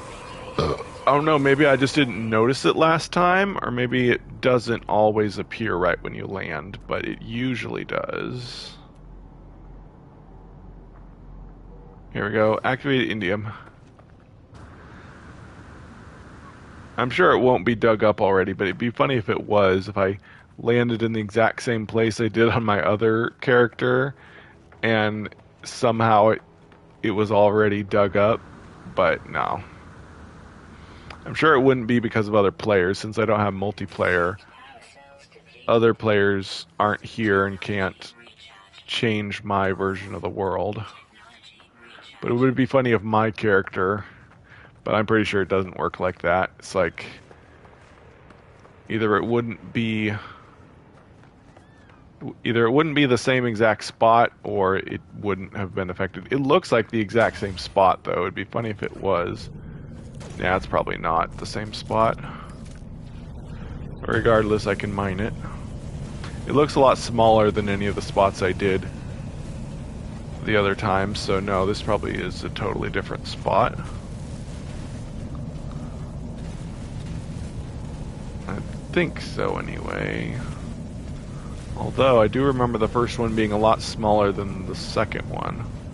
Because I dug up the first one really quick. But no, the first one was pretty big because it gave me 600 indium. I don't think this one's going to give me 600 indium, so it's got to be a different spot.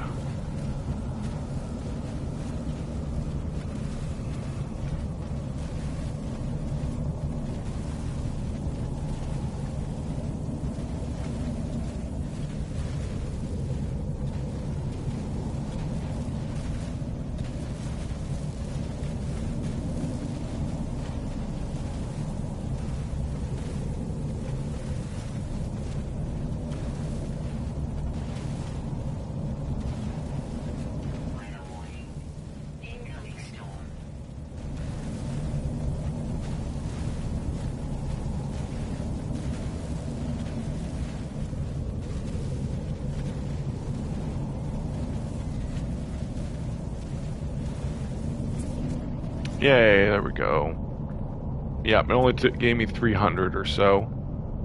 It's not the same spot, that's for sure. There's one 800 units away.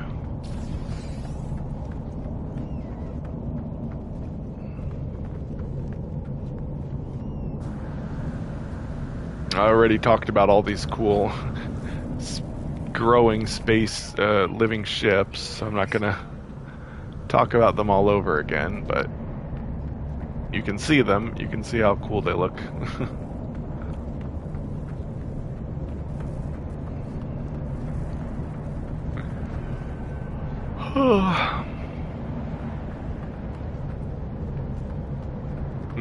I really hope the update, I mean, pretty much every update.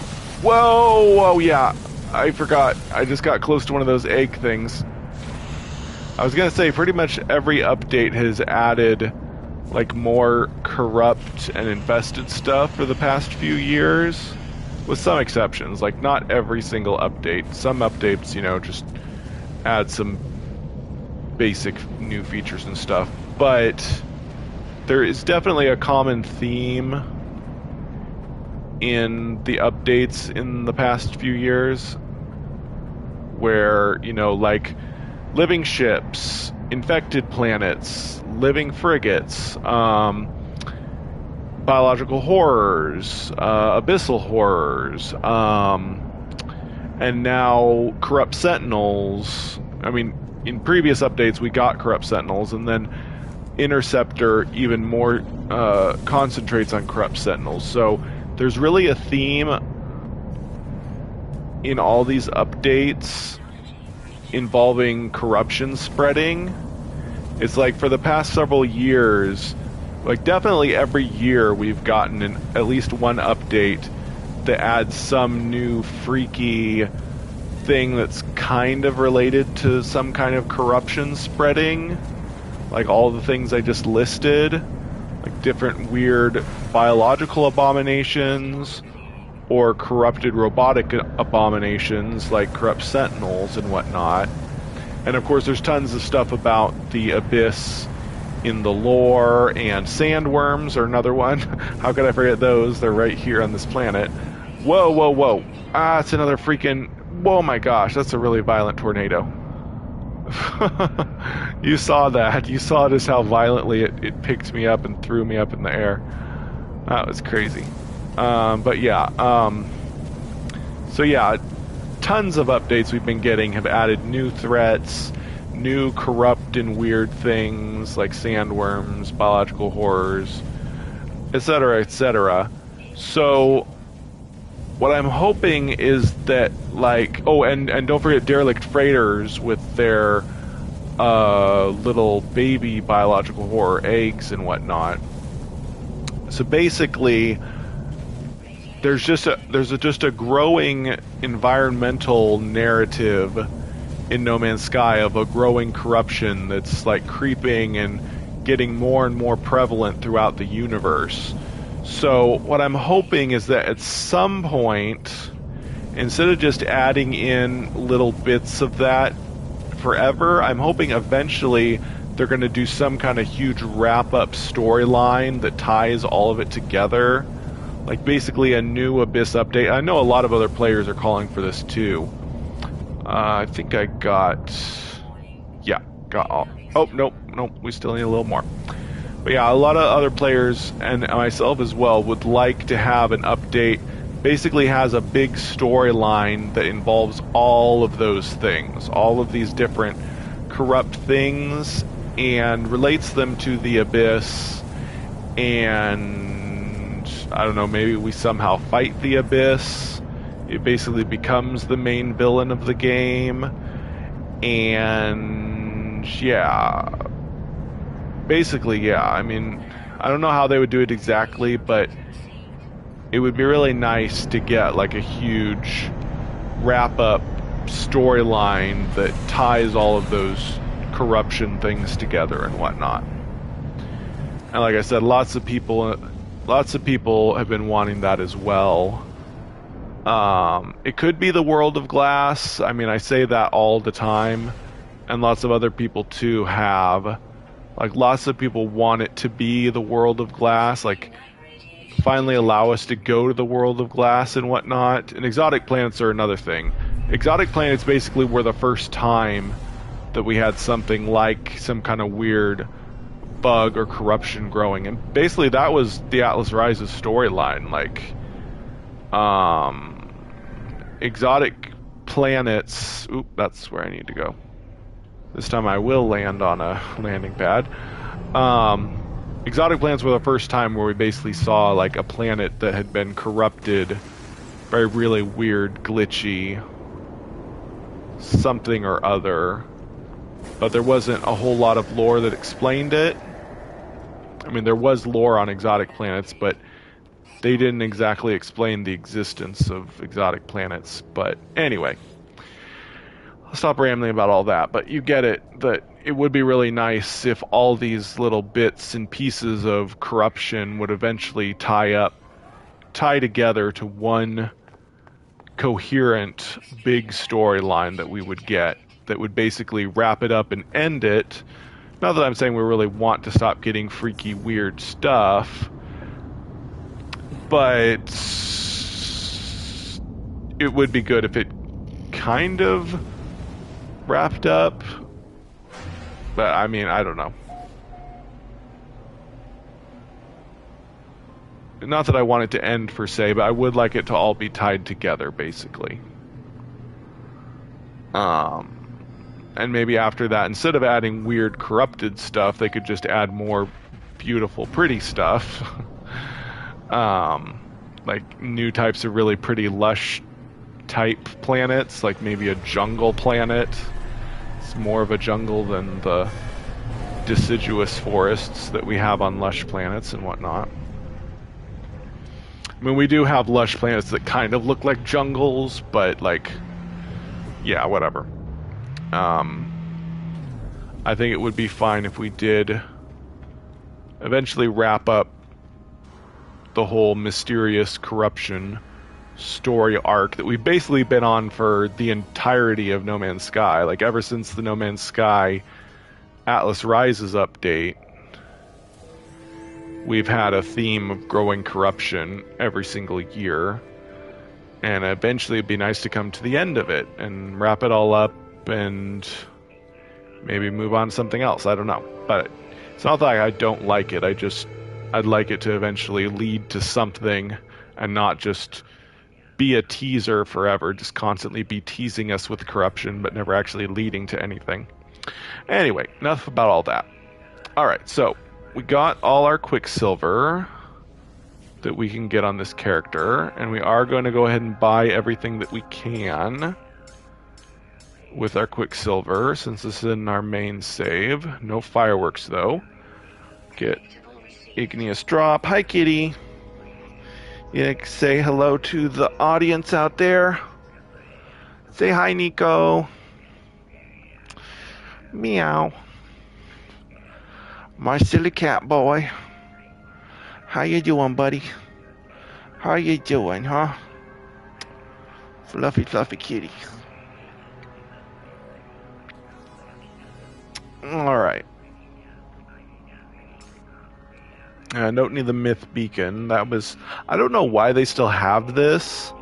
It was used in like an expedition or something way back when, but it doesn't actually do anything anymore. It's just a thing that you can buy and it doesn't do anything. It's only 80 Quicksilver. I guess they left it in just so that, you know, people who weren't around when the mission happened can get it, but it'd be nice if they would change it to like a base building part instead of just an item in your inventory that doesn't do anything, but whatever. Anyway, now we're going to start getting the pet parts, looks like. And that's all we can get, unfortunately.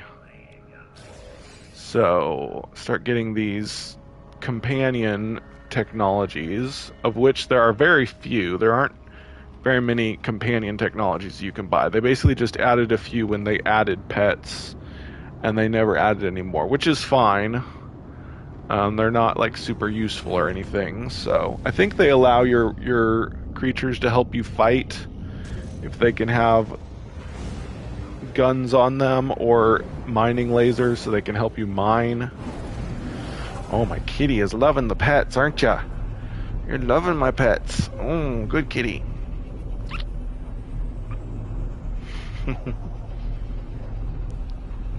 Fluffy, fluffy boy. Oh, kitty. Oh, kitty, I love you.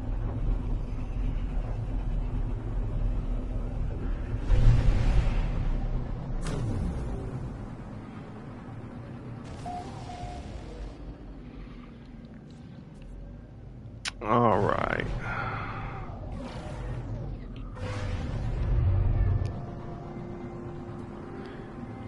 Big yawn, kitty. Big yawn.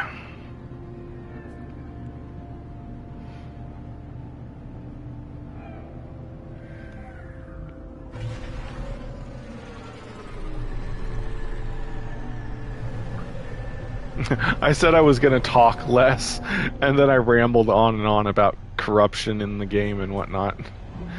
Oh well, whatever. My throat's not hurting too bad. And let's switch to this mission. Oh, whatever. It's time to just close this out. And we'll switch to older save now. And do my missions on that. Right, kitty? Right? Good kitty. Good kitty boy. Yes, yes, good kitty. Good kitty boy. Good kitty boy.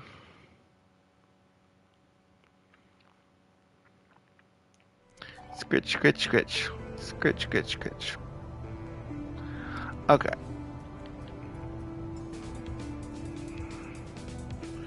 Yep, this is the Shrek save. Oh man, he looks so much like Shrek. It's crazy. I love that there's like certain characters, and I don't think they made Shrek intentionally. It just happens I was able to make a character that looks like Shrek. They obviously did intend to have a Darth Vader helmet. They made that on purpose, but it's just a coincidence that you can make a character look so much like Shrek. Anyway, I'm do Quicksilver. Right, kitty? Right? Let's get some Quicksilver. Yeah. Yeah. Oh no, don't leave me, kitty. Oh well. Kitty was done having pets. No, don't you dare mess with the wires. I gave you lots of pets. Don't you start being naughty to get my attention. You naughty boy. That is not a toy and you know it. You don't play with the wires. Yeah, you play with the string. Here's the string that you're supposed to play with, not with the wires. What's your problem? You don't want to play with the string now? Well, you better not mess with the wires, that's for sure. Crazy cat. Oh well. Alright. Oh yeah, we need to call the Nexus. Good, yeah, play with the string, kitty.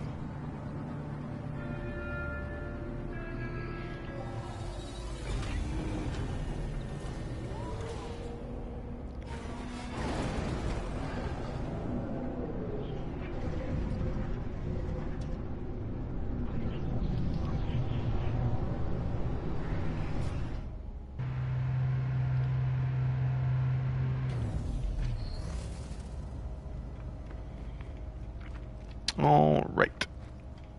Time for more Quicksilver mission.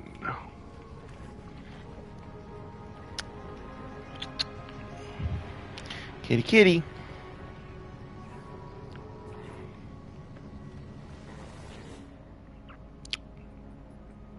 Well, let's rescue stranded lifeform first. I like to grab the variable Quicksilver mission. Excuse me. Before when it's something tolerable. I don't want it to be a mission type that I hate, so I grab it if it's something I like. And of course the weekly mission is always the same, so it doesn't matter.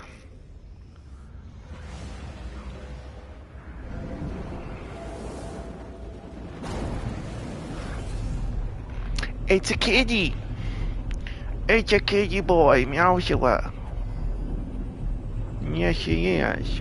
Yes, he is. He's my little kitty. Little kitty boy.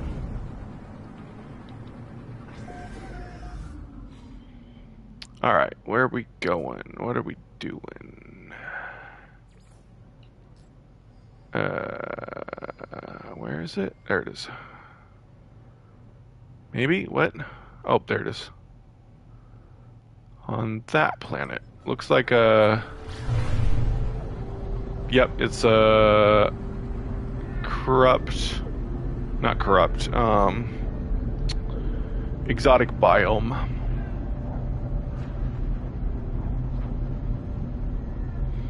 Seems like most Quicksilver missions take you to exotic biomes of some sort. For whatever reason. Well, pretty sure it's because they want more people to end up on exotic places so that they know they exist. One of the... Uh-oh. Stop showing me where to go. One of the perils of getting people to be impressed by No Man's Sky is if they just don't happen to run into any exotic planets and they don't realize that there's weird exotic planets out there. I mean, of course, when you're a totally new player, any planet... Oh man, that's so far away. I'm gonna try flying a little bit closer to it.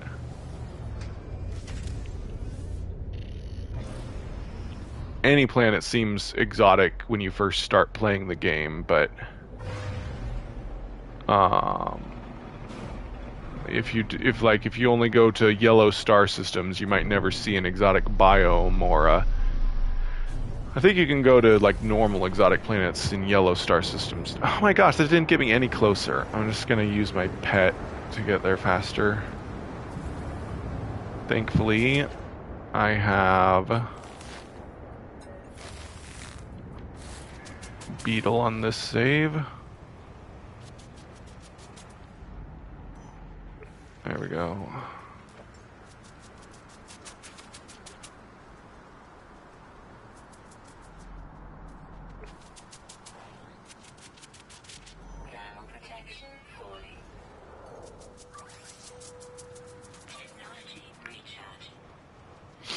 Anyway, what was I saying? I forget. Oh, yeah. So, basically, I think Hello Games made it so that Quicksilver missions, or maybe all Nexus missions, are more likely to send you to weird exotic planets to make sure that the majority of players get to see these really bizarre planets so that they know that they exist. Because, like, well, it's kind of a unique case, but of course when No Man's Sky first came out, there was a whole lot of negativity. Everyone hated the game, or at least the majority of people seemed to hate the game. And one big thing they said is that, you know, planets are all the same. There's no interesting planets. There's no pretty planets. They're all just ugly, boring planets. And of course, that wasn't entirely true. There were beautiful, lush planets. They were just super rare. It's like, for the people who did like No Man's Sky when the game first came out, I better make sure I'm... Oh my gosh, did I just pass it? Or have I been going the totally wrong way all this time? Oh my gosh, I either passed it or I was going the wrong way. I need to pay attention. Maybe I'll just hold... Oh, I can't tell if we're running or not. But yeah, for those who actually did like No Man's Sky at launch, like me, I mean, for the most part, obviously I could tell it had a lot of flaws, but one of the most sought after things for players when the game first came out was finding a nice lush planet. I mean, it was kind of a challenge. It was kind of the one of the more fun things in the game was to actually find a good planet. But of course, one of the other big flaws is unless you wanted to just stay on that planet forever, there was no way to ever go back to a planet you'd been to before. There were no bases before the Foundation update. There was no, terminus portals or anything. Whoop, I should just get off. Yep, here we go. There was no way to easily get back. Like the galaxy map was even harder to tell. I mean, there was no marking to tell you where you'd been or anything like that. So basically, as soon as you left any planet that you liked, you could never get back to it once you warped out of the star system, unless you searched really, really hard to find it again. It was usually too difficult to ever do. So, although it was really cool when you found a beautiful, lush planet at the beginning when No Man's Sky first came out, it wasn't so great because you either had to stay there forever or you could never see it again. So, and thankfully the very first big update to No Man's Sky fixed that. It allowed you to claim a base. You could only have one base back then, but at least you could find a really pretty lush planet, claim a base there, and they had the Terminus portal. That was when the first version of the Terminus portal existed, and so you could always get back to your base, no matter how far away you got from it. So that was a much needed change in the Foundation update, was just the bare minimum of being able to go back to a place that you'd been before. Yeah. But anyway, enough with all that crazy history lesson stuff. I've been playing No Man's Sky way too long. I know way too much about the olden days. Oh wow, it's on a different planet for some reason. But anyway, I really hope the summer update is really awesome this year. Can't wait to see what it is.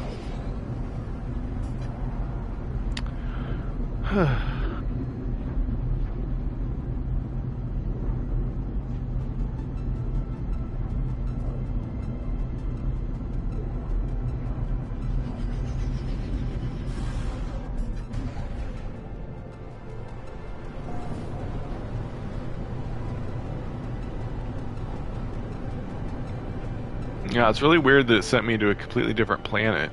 I don't usually do that for this mission. Whoa! Oh my gosh, why am I going so fast? I'm braking. My brakes weren't working, or something.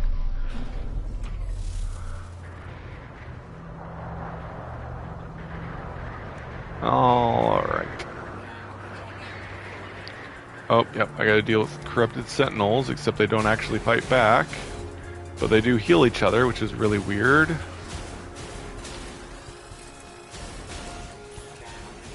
So I can't see what their health is either. Because they're not actually in combat with me. Gotcha. I really should just get closer to them. Since I have a shotgun, they die a lot faster if you're really close.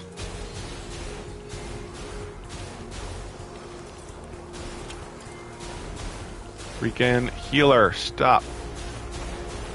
Got it. If I can get close enough to them, I can really overwhelm them quickly. Gotcha. Yay, that's all of them. You know, this planet has lightning storms too. Crazy. How many crazy storms I've been seeing today.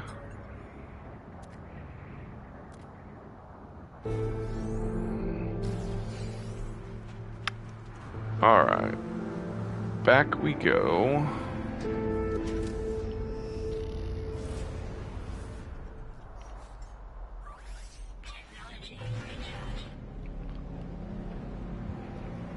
Extreme temperature detected.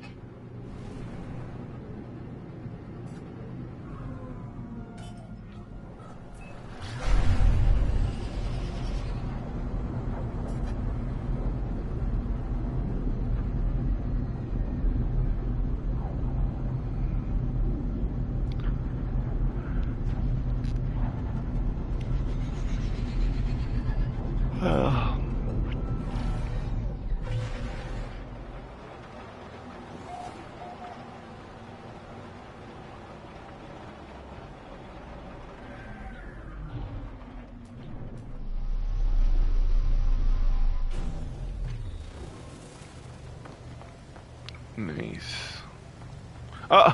The type of ship changed. I wonder if this is a totally different location. I think it's the same NPC this time, but the ship type changed. I'm pretty sure it was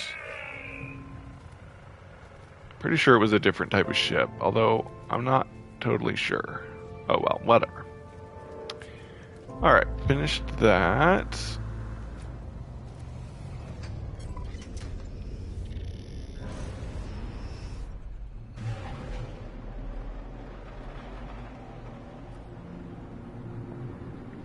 Little kitty boy laying at my feet.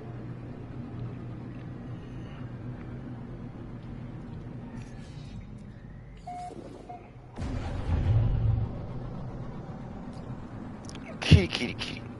Kitty, kitty, kitty. Oh, it's a kitty. Oh, it's a kitty. Kitty, kitty boy. Kitty, kitty boy fluff. Kitty, kitty boy fluff. Oh, fluffy kitty, big yawn.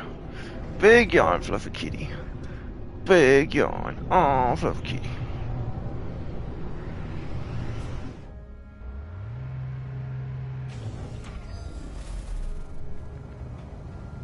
Okie dokie then. I just noticed this. This is pretty cool. These wires plug into the wall like this.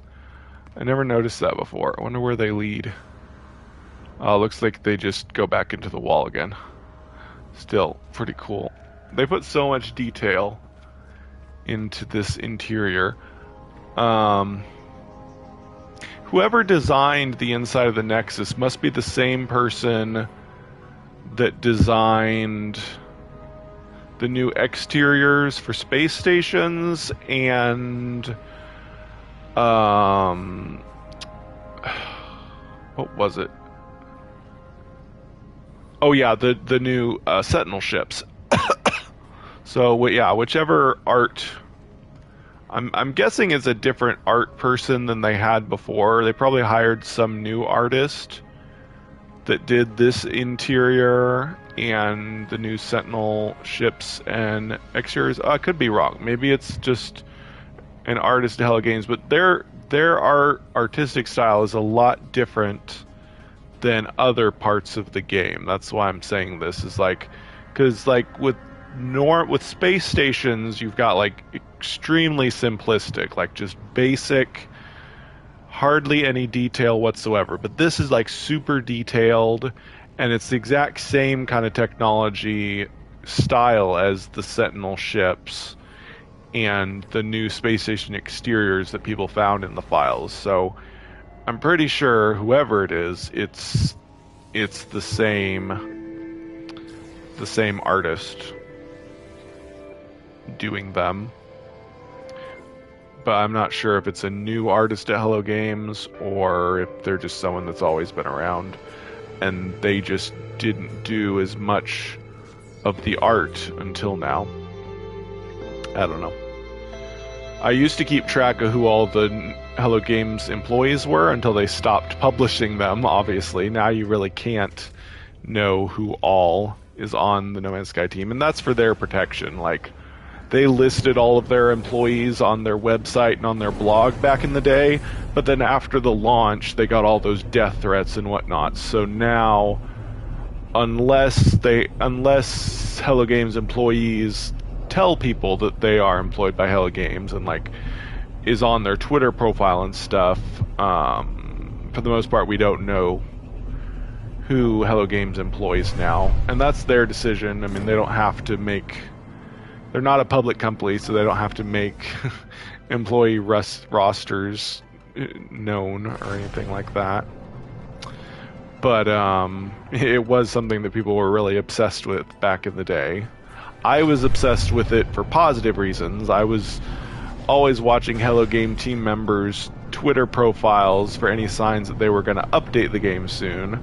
Unfortunately, other people would pursue Hello Games team members to harass them and stuff. So that's probably why they're now a bit more secretive. Why did it send me to this building? That's interesting. I'm supposed to be... Oh, man. This is a terrible spot. I'm not going to find any indium here. I'm going to have to fly to a bigger mainland. Oh, well. I don't know why it sent me to an abandoned building. For some reason, I wasn't thinking. I thought that's where I needed to go for the mission, but it's not. I'm going to have to fly into space and find a larger landmass. But anyway, yeah, and it used to be that we could get like some hints from Hello Games team members about what might be coming, like the sound, their sound expert, I forget his name now, like he would give hints that he was working on some new sounds for the game. And maybe they still do, but I'm guessing they don't. I'm guessing Hello Games has kind of encouraged them not to give out spoilers and hints anymore, but I could be wrong. I don't know. Like I said, I don't obsessively follow Hello Games team members anymore. I guess I could, and I'm sure some people do, but yeah, I'm not into all that anymore. But let me know if you do know of anything like that. Like, there was this one guy that everyone was convinced was employed by Hello Games. Like, he invented this city, procedural generating city engine. Everyone was convinced that he'd been hired by Hello Games. And maybe he was for a time, but eventually he told everyone that he wasn't hired by Hello Games, or he wasn't anymore. I think maybe he was hired at one point in time, but everyone just kept assuming he still was, but he finally said that he wasn't and hadn't been for a while. So there is a lot of misinformation about who is actually an employee at Hello Games and what they're actually contributing to the game and whatnot. So that's another reason why I stopped, because I didn't want to just get misinformation or keep stalking people and think I found something and tell people one thing, turned out it's not true and everything. It's like, plus it's just exhausting trying to stalk people online, so I'd rather not do that. But anyway, it was very obsessive back in the day where everyone just had to know if a new update was coming to No Man's Sky. But thankfully nowadays we get them often enough that I think people don't obsess about it as much as they used to. Like, obviously people want to know when there's going to be an update, but they don't like stalk the employees of Hello Games and stuff as much as they used to. I mean, I'm sure some people still do, but not as much as they used to. But yeah, I don't know. I don't get on the main No Man's Sky subreddit anymore, so for all I know, there's still crazy people on there that are tracking Hello Games' every movement, but I hope not. I hope they kind of just leave Hello Games alone so that they can just create and not have a bunch of crazy fans constantly stalking them, except for Sean Murray. Obviously everyone obsesses with Sean Murray's Twitter, but thankfully I think they're mainly leaving alone all the other Hello Games employees, and Sean Murray's pretty much just the only one people know about anymore, or watch anymore for signs that the game is getting an update. Like I was talking about earlier, the whole thing with people trying to decode Sean's tweet and coming up with Orwell and becoming convinced that somehow that meant that the next update is going to be June 8th and whatnot, which I don't think is true, but Just tells you just how obsessive people are about anything that Sean Murray tweets still after all this time. And like, heaven forbid, Sean Murray says the word ship or something, and then everybody becomes convinced that we're going to get shipbuilding. Or if he says city again, everyone thinks we're going to get cities, even though I personally think that settlements are the closest we'll get to getting cities. But yeah, it's like anything Sean Murray says, people read into it and think it means some kind of new update that's coming to the game and whatnot, or some clue about when the update's going to be or whatever. Anyway, I really got to stop talking as much because my throat's really starting to hurt for some reason.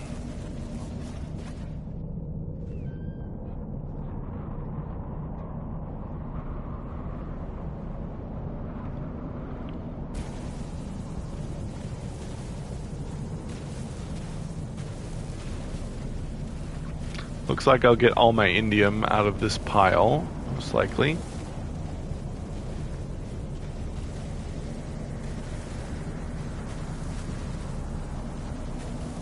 Yeah, definitely. This is a huge pile. Definitely going to get all of it.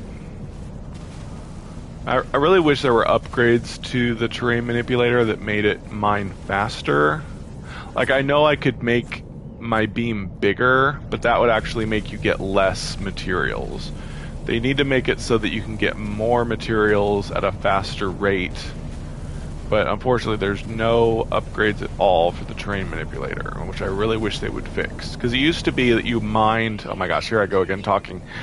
It used to be that you mined these things with your mining laser, and with mining laser upgrades you could mine terrain piles like this faster. But now that the terrain manipulator is used instead, there's no upgrades and there's no way to upgrade it and make it faster. I need to make batteries or I'm going to be in trouble. There we go. But anyway. Yeah, really wish we could make this go a little faster. Hi, Kitty. Kitty's just looking up at me. Keep running out of fuel for it. Almost there. There we go. Okay.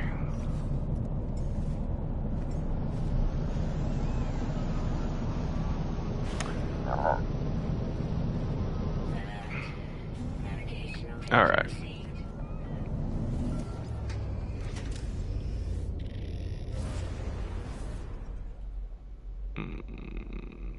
There it is.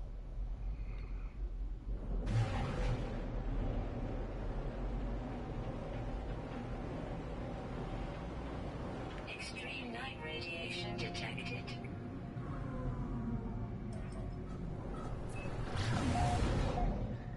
Oh, come on. Extreme night radiation detected. I'm in space. I'm not having extreme night radiation. There we go. As usual, it's going to try to put me somewhere away from it, but fortunately I can see where it is right there.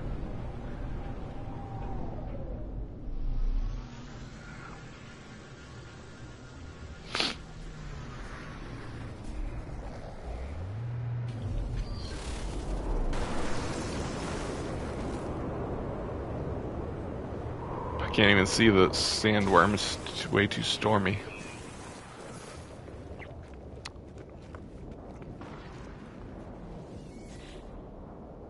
I like this as black market terminal since this is a pirate system. That's a nice touch. And also there's no NPCs around. So basically, since this star system was taken over by space pirates, all the peaceful people fled and all of these landing terminals are empty. And it's all controlled by the black market now.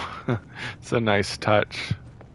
Pretty easy to just get rid of all the NPCs and buildings and stuff. So you can say that, you know, this whole star system is just ruled by pirates. All the legitimate commerce has run for it. Although we do have freighters still, which are maybe accidentally arriving here not realizing it's controlled by pirates, and that's why there's freighter battles where those freighters get attacked by the pirates. Anyway, man, I really just talk too much, don't I? Anyway.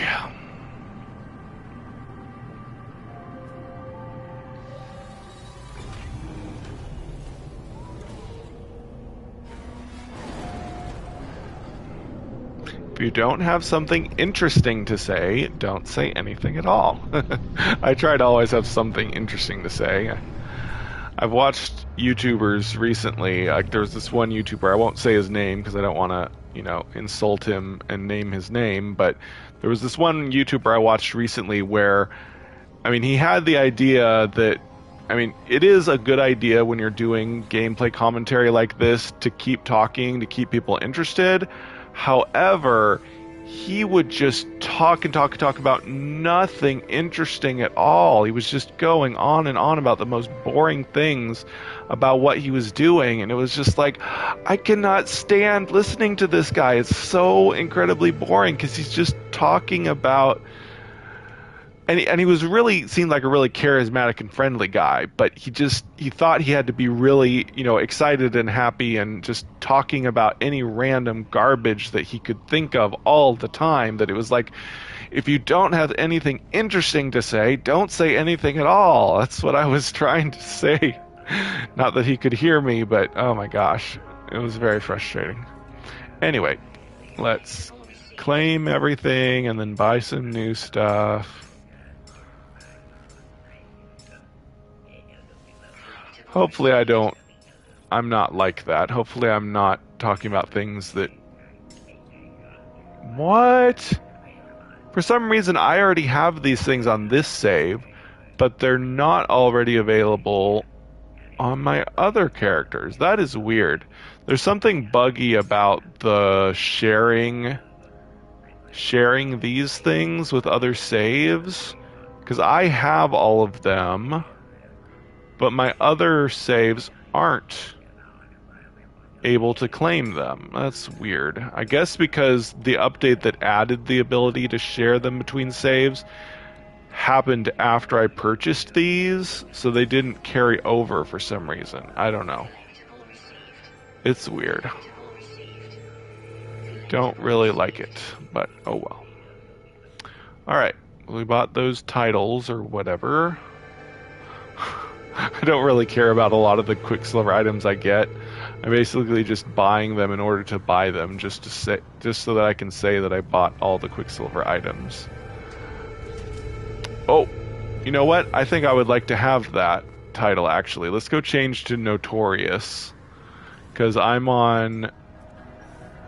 Oh no, darn it, this is Shrek. When I go to my creative save, I'll change to the Notorious title, because that's a good title if you look like Darth Vader. But right now I have Swamp Dweller. I definitely want Swamp Dweller title on my Shrek character, because that's perfect. It's funny because they added swamp planets, and that's why they added Swamp Dweller. But I figured out how to make a Shrek character, and I was able to give him the Swamp Dweller title. So it was a fun coincidence. Like I said, I'm pretty sure they didn't make it like that. Well, thank you, Diob. Diob says he enjoys my commentary. Thank you, Diob. I'm glad I don't ramble on too much. Of course, everybody's different, and some people that like one type of commentary are going to be annoyed by another. And I've definitely gotten a lot of comments on a lot of my videos that I talk way too much. Of course, that's mainly because, like on a how-to video, people just want you to get straight to business and just show what the video says it shows how to do, instead of talking on and on about other stuff, and I get that. Obviously in a live stream, you're going to be talking about all kinds of different stuff, so it doesn't matter as much that I ramble on about every crazy thing. But yeah, I should try to not ramble about other things when I'm doing a how-to video and whatnot. Because honestly, I've had to turn off comments on some of my how-to videos because I just got so sick of people coming on and saying, "Get to the point! You talked for 5 minutes before you told us how to do it." Blah, blah, blah. So I just turned off comments because I got so sick of seeing those comments on my on my studio feed and whatnot. It's just too many negative comments. Like, it's a popular video, but the more popular a video gets, the more negative comments you get. And if there's something about your video that people don't like, you're gonna get tons of comments of people complaining about it, like that I ramble too much when I'm doing a how-to video. So anyway, why am I here? This is, yeah, here I am. I'm just getting really distracted. Okay, yeah, I don't need to do anything else. I was just supposed to log out of this character once I landed in the space station. So anyway, switching to creative save. And yes, I would like to get the notorious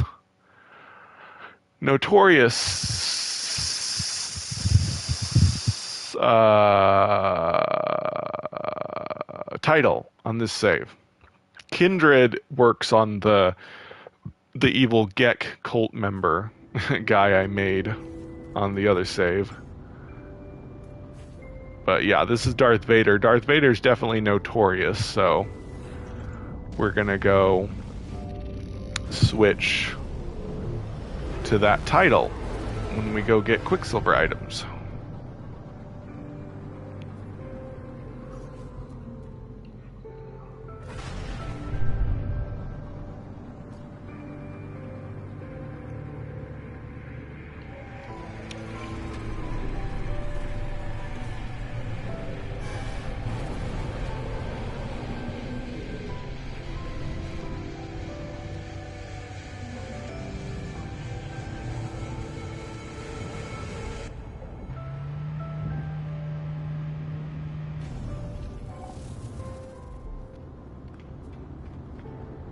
Yeah, let's go ahead and grab all the new stuff I unlocked,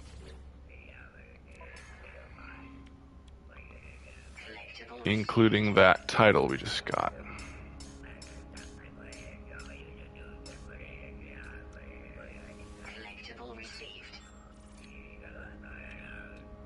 Yeah, see, this guy doesn't have these yet. I had them on that other save, but for some reason they don't carry over, so whatever. Okay, yeah, and we're gonna go get the Notorious title.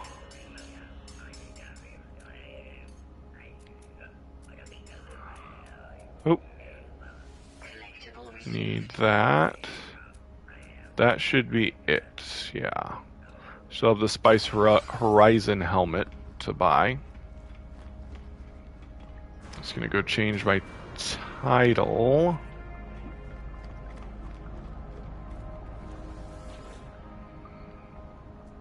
It's on banner. Yeah, no idea where. I mean, the ones you buy with Quicksilver are usually near the end, so we'll check there. Harmonious, Dissonant, Magnate, Entrepreneur, ooh, Destroyer of Glass. Oh yeah, that must be new from the Interceptor update. Ooh, the Undying, that's cool. But I really want Notorious. Where's the new Notorious one I just bought? Impossibly Fragmented. Oh my gosh, what are all these from? That's weird. Oh yeah, Impossibly Fragmented must be from the Fractals update. Something that having to do with the Fractals update. Oh, Traitor. I wish I could have that one. Reject a Strange Voice. So that must be... It must be a part of the Atlas Rises storyline, and you reject the voice for some reason. Interesting. I didn't know you got a Annihilator. Maybe I should do Annihilator. I really wanted Notorious, though. Where is it? Reckless, Purified, Paragon, Glowmaster, Worm Lord, Exobiologist. Oh, Incinerated. That's probably if you die on a hot planet. Probably, or maybe die to a flamethrower. There it is. The Notorious Macforday. Yay. Yay, awesome. Now I'm the notorious Mac 4-Day. Alright. Okay, time to do Quicksilver missions. Actually, I will be right back. Quick bathroom break, and then we'll continue.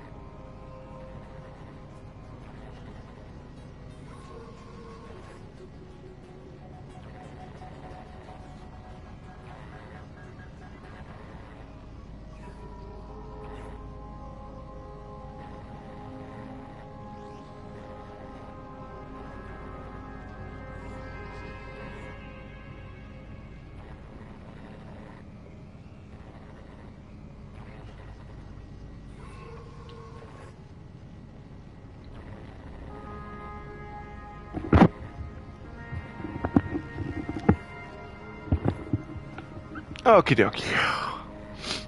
I'm back, obviously. What do we got? Ancient Bones. Let's do that first. Always got to catch the... Ooh, Salvage Frigate module. I wish I could get that on my main save. I really wish they would introduce a way to send items to your other saves. I know that's... They probably don't allow... I mean, obviously there is a way with multiplayer. You could give something to a friend, switch to a different save, and they give it back to you. But since there is a way to do it, I wish they would just create a way for you to do it yourself. You know, like create some kind of magical dimensional box. Yeah, create a base part, some kind of magical dimensional box. You build it, you put an item in it, you're only allowed to build one, and then when you build that box on your other save, it will have whatever item you put in it. So it's a special base part, you can only build one, and whatever its contents are shared between all of your saves. That would be super cool. I wish they would do that. They should totally do that. Anyway, time to go unearth ancient bones. The ancient bones.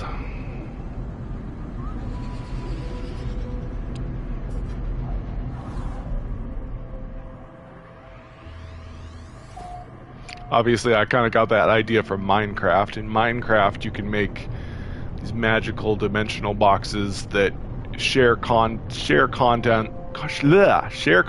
no matter what part of the world you're in. But this is like a little different, where it shares the items between your saves, which would be very cool. But obviously that that could allow you to cheat on some storylines and stuff. Like you could send. Ooh, this is a nice planet to search for bones on. It's got cool new, uh, weird stuff on it.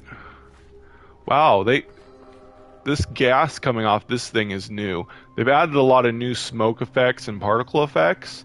Apparently, they must have gone through a lot of different assets in the game and added smoke effects to it, like that one. This is a radioactive planet, right? Yeah. So it kind of like tells you like maybe that's where some of the radiation is coming from, is those objects that kind of look like they're leaking radioactive gas. What was I saying? Something about, oh yeah, the magical dimensional box. You could send stuff. What they could do is they could make it so that you couldn't send certain special storyline items in it. Like the box wouldn't accept certain types of items, like maybe the mind arc or other things that are important to storylines and stuff. Like maybe they wouldn't allow void eggs or the different living ship parts and, any other kind of special storyline items that it would kind of break the game if you sent them to your different saves. So, yeah, they would basically just make it so you could only send normal types of resources and items. So, what was it I wanted to send? I forget. When I started all of it. Oh yeah, salvage frigate modules. Yeah. It'd be super cool if you could send salvage frigate modules to your main save so that you could unlock all the freighter upgrades faster and whatnot. But oh well. I'll just have to be content with them allowing us to claim Quicksilver items that we bought on other saves. It's probably the only share saving thing they're going to let us do, but oh well. You can, of course, go to... Wait. Can you see a base that you built on another save? Now that I think about it, I think maybe you can't. So I could have sworn I tried going to a base on one of my other saves, but the base wasn't there because it kind of wouldn't make sense that it had, like, my name on it. So since it's not actually built on the save that I was on, I couldn't see the base. Otherwise, I would own it because I'm the same player, even though it's a different save. So yeah, that's a shame. If I'm correct, I'm pretty sure you can't visit a base you built on another save. Obviously, it wouldn't work between creative mode and survival mode and normal mode, but it would be nice if, like, a base that you built on normal mode on another save could be visited on your other normal mode save, but I'm pretty sure that actually doesn't work, but oh well. It would be nice if they did let us share more things between our saves, but then again, that might take a lot of the challenge out of the game. You could just, give yourself tons of money and stuff, and it would make it too easy to make a new save and whatnot, but whatever. Be interesting if you could copy save files. Most games let you copy your save files. No Man's Sky doesn't. Although it wouldn't make a lot of sense to have more than one copy of the same save. Whatever. I'm just rambling yet again about random stuff. Whatever. There it is. Lots of fossils on this. But yeah. These things look like some kind of weird... I guess they don't really look like bones, per se. Honestly, I have no idea what they do look like. I think they were originally on... Were there even any exotic planets that had these? I don't think so. I think these are just a new thing that was added to radioactive planets. So, yeah, I don't know what they are. They're just some kind of weird geometric shapes. Things. I guess they're not really bones per se. I guess they look kind of like a certain type of coral reef, maybe? Are there any kind of coral reefs that look like that? If not, I guess maybe they're just mysterious objects. Who knows what they are? They're an exotic type asset that were added to the game a while back. Oh, that was weird. Creatures walking through it. Oh my goodness, I need to get better movement upgrades on this save, I think. My jetpack is kind of weak. Oh yeah, this jetpack runs out way too fast. Why didn't I get... Oh yeah, this is creative mode. I've got to get better movement upgrades on creative mode. It's so pathetic. There is still some things that you just don't automatically have on creative mode. You have to actually get upgrades and stuff. They're free if you can find them in shops, but you can't just have them out of thin air if you don't find a place to buy them. So, oh well, whatever.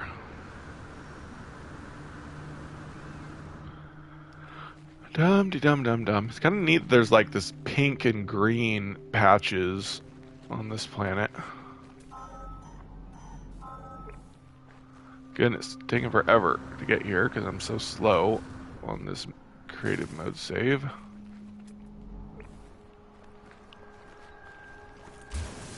Probably could have... I don't think I have a beetle on creative mode either.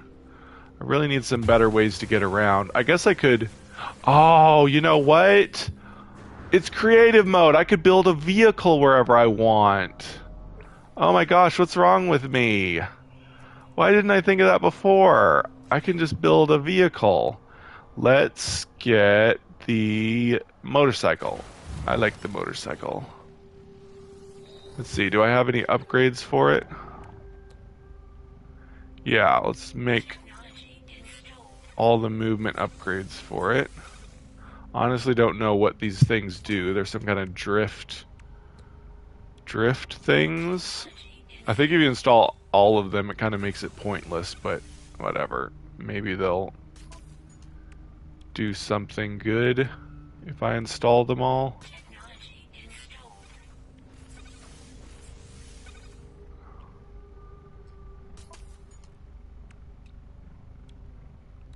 I honestly don't know what they do exactly.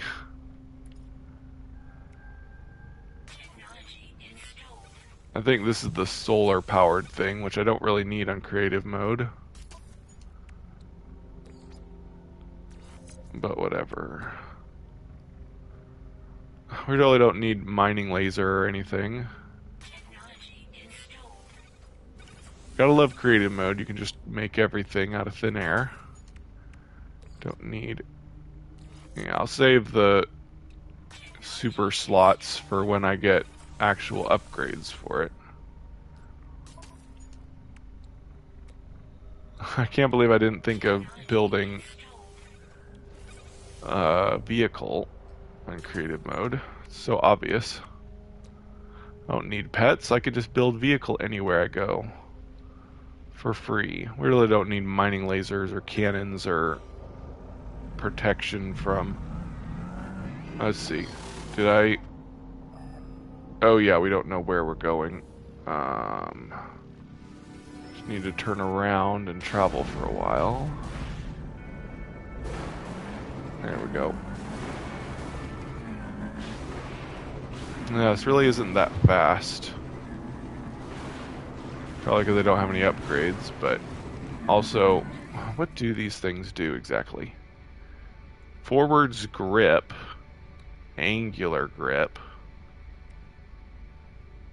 Let's get rid of the ones that subtract. Get rid of that one at least. Let's see if it works better. Oh yeah. Oh yeah, this is better. Yeah, the subtracting the grip was actually making it worse. So, yeah, I wish you could use your scanner. Nope, too weak still.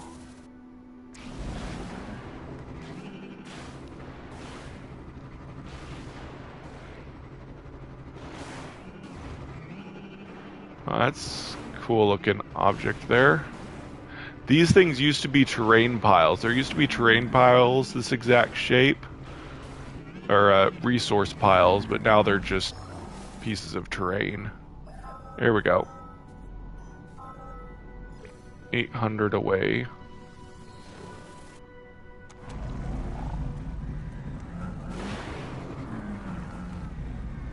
Oh man, you really can ride walls with the grip wheels. That's cool.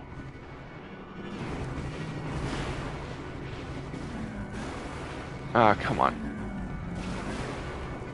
I want to try first-person mode just for fun. Yeah, that's kind of cool. I never play VR mode, so I almost never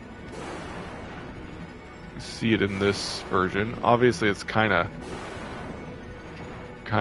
seasick inducing. Yeah, we'll use third person. Whoa, oh, we passed him.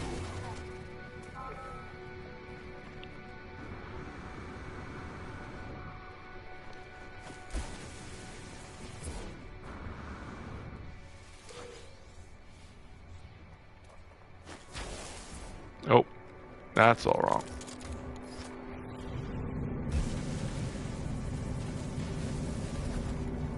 We want it to be bigger, actually. There we go. Ooh, look at those nice looking bones. That must be a legendary. Yeah, it was. Nice. Not that it matters, since I'm on creative mode. There's no point in selling it. I don't need money. Yay, there's some right there. I can just fly over there.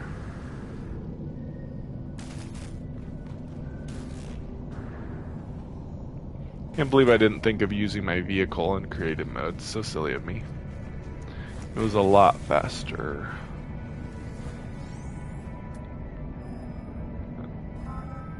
Oh, there we go. I want to check out something though. This. Is this just a... It looks like a different color. It looks green. Yeah, it is just dihydrogen. I thought maybe it was a green crystal. I think green crystals still exist in the game, but I'm not sure. I think they're super duper rare. They contain like gold and stuff. Unless they really have been completely removed from the game. Anyway, call my vehicle, please. Oh, darn it. Why did it Don't unmark the pile, please. There we go. No, not pile, fossil.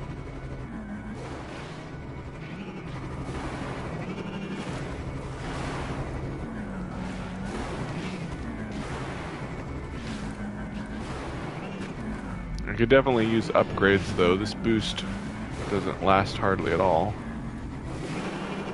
Oh, darn it. Supposed to be good at climbing inclines with the grip.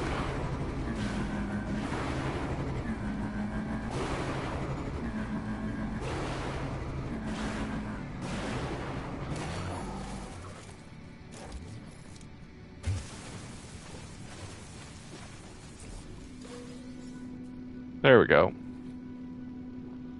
Now I'm gonna have to go to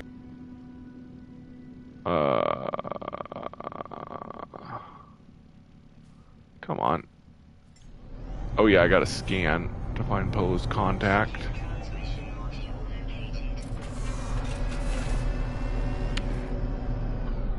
Iridium? Well, yeah, that's what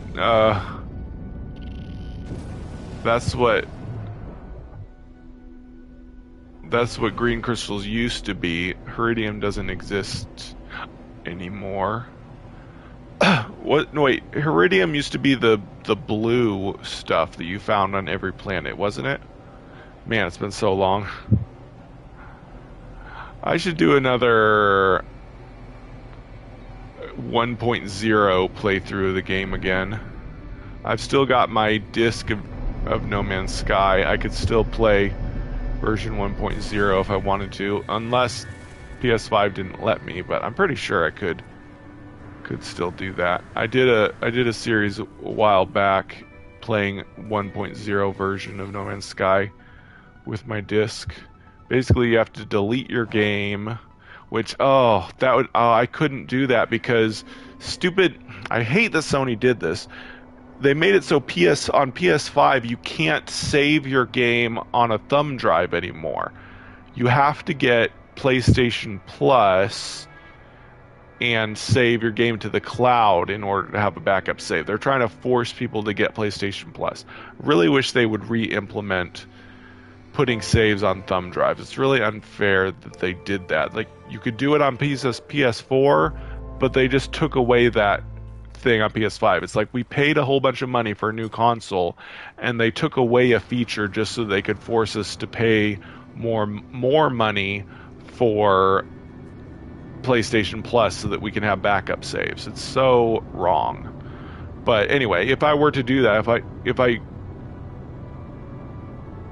I deleted my game and saved the game on the disc, it would destroy all of my game saves on my console. Actually, my disc would be PS4 version, so I would still have my PS5 saves. In fact, I wouldn't even have to uninstall the game because I'm using the PS5 version of the game.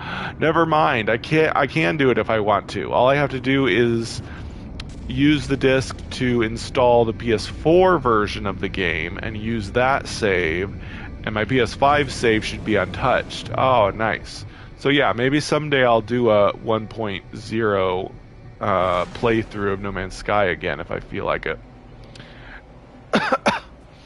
Anyway, oh yeah, I'm supposed to be going to the contact, right? Where is it? Oh no, Return to the Nexus. I already did that. I must have been deep in thought about all this stuff. And I forgot what I was doing and what I'd done already. Oh my goodness. Anyway.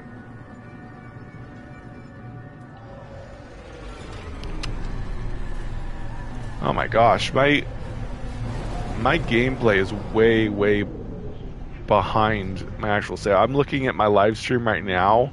It's like 5 minutes ago. Man, it takes so long. It takes so long for what I've actually done to get uploaded to my live stream. There's such a huge gap between what I'm doing and what you're seeing. And then it takes even longer for when you say something, it's like way after I've done the thing that you're talking about. Anyway, I need a drink of water.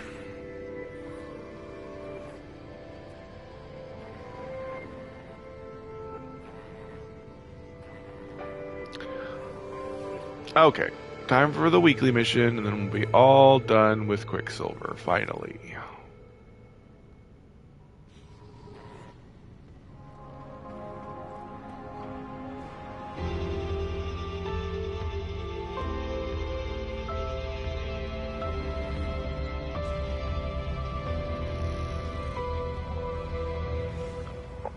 Oh, excuse me.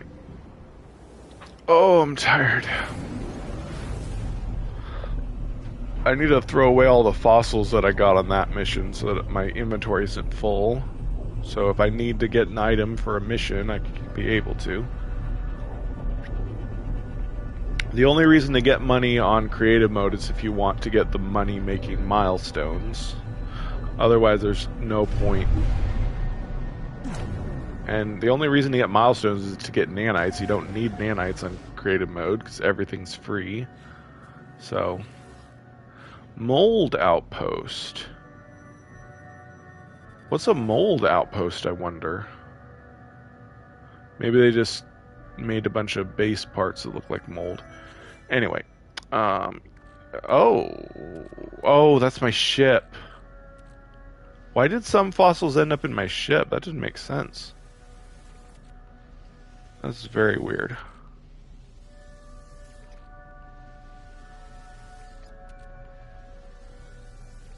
Oh well. I wish there was a delete all button. I don't need items in creative mode. Actually, I do. Never mind. I need the Atlas Pass. And I guess this portable device. Although I could just build it every time I create it, because it doesn't cost any resources, but... Whatever. Anyway, where am I going? It's not telling me where to go, is it? Hmm. Oh, well, I know. Oh, actually, no, that's not the target planet. Why isn't it? It's not telling me where to go for some reason. Oh, we got to go to a planet that's got. Sometimes this happens. It's a bug. Doesn't tell you where to go for the mission. Oh no. Could it be that there's no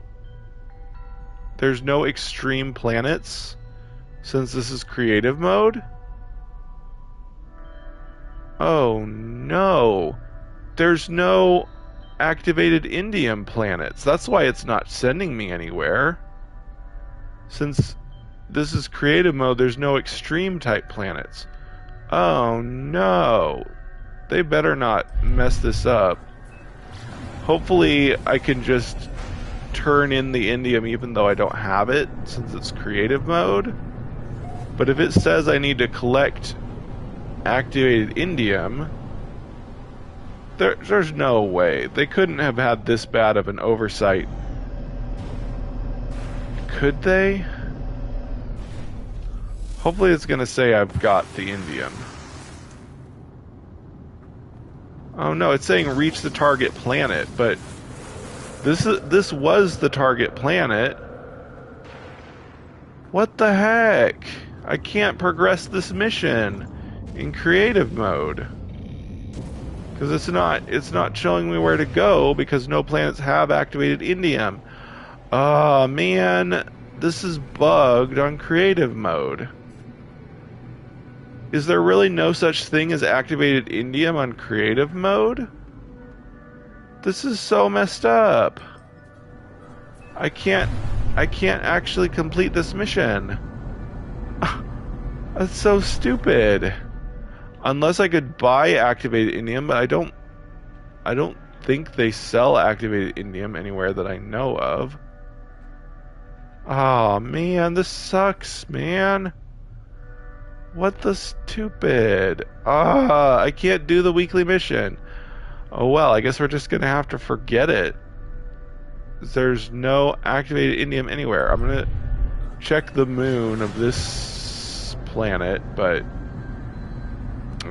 this sucks.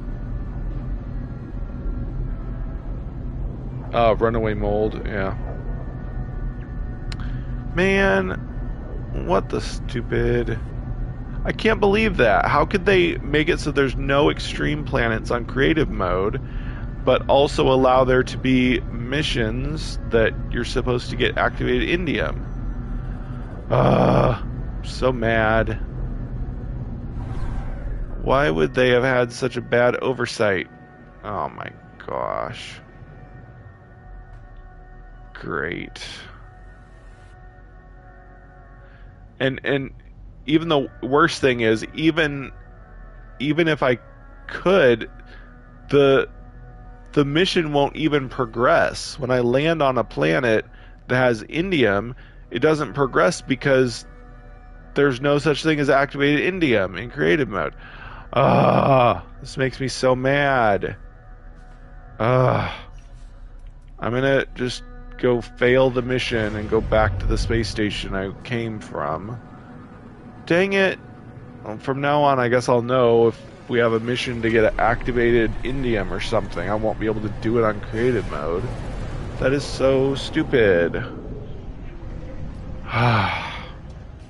It's 1800 Quicksilver that I'm going to miss out on because they screwed that up so you can't actually do it on creative mode. Whatever. Man, that makes me so mad. Oh well, I gotta get over it. As far as I know, there's no way to get activated indium if there's no extreme planets. Why wouldn't they have extreme planets on creative mode? I get it that it doesn't make sense because there's no hazards, but why wouldn't they let there go ahead and be extreme planets so that you can see the cool storms and stuff. Part of creative mode is getting to see cool stuff without there being any danger. And like lightning storms and tornadoes are cool. Why wouldn't they let there be extreme planets that you can like at least enjoy looking at how it looks in creative mode? Ugh. That is really stupid, and I can't believe Hello Games didn't think of that. Oh well, whatever.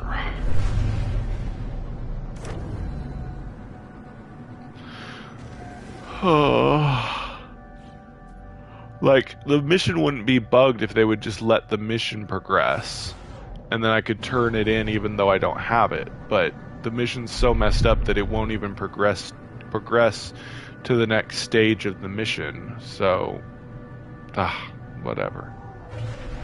Forget it. We'll just miss out on Quicksilver this week. Hopefully that doesn't happen too often. I didn't even bother buying. I could have bought something for 500 Quicksilver, but I'll just wait until I have more Quicksilver on it. Man, it's a whole week wasted for my creative mode. Getting me Quicksilver. Oh, well, whatever. Moving on. Just go to my main save and order or progress my building project farther.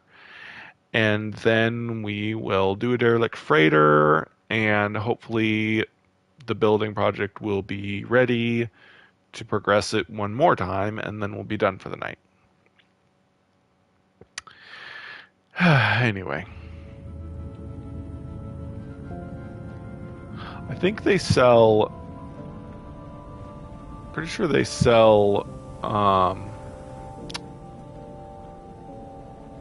yeah, we'll see when I get back. I'm gonna go to my settlement. And we'll come back and I know they sell derelict freighter finders in pirate stations, and we'll just do a derelict freighter in this pirate station. I don't think I've ever done a derelict freighter in a pirate system, so that'll be cool. I guess. I doubt they're much different, but we'll see.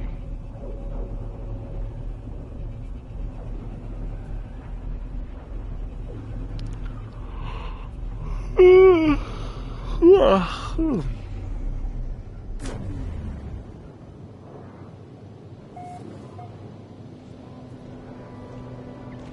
we got a visitor.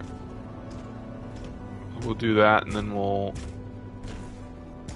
give my building what it needs to progress.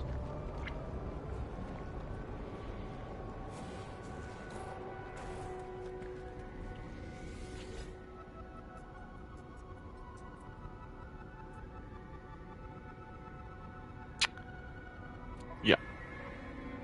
Alright, so Machinist Fuxio recently arrived at the settlement and has requested the attention of the Overseer.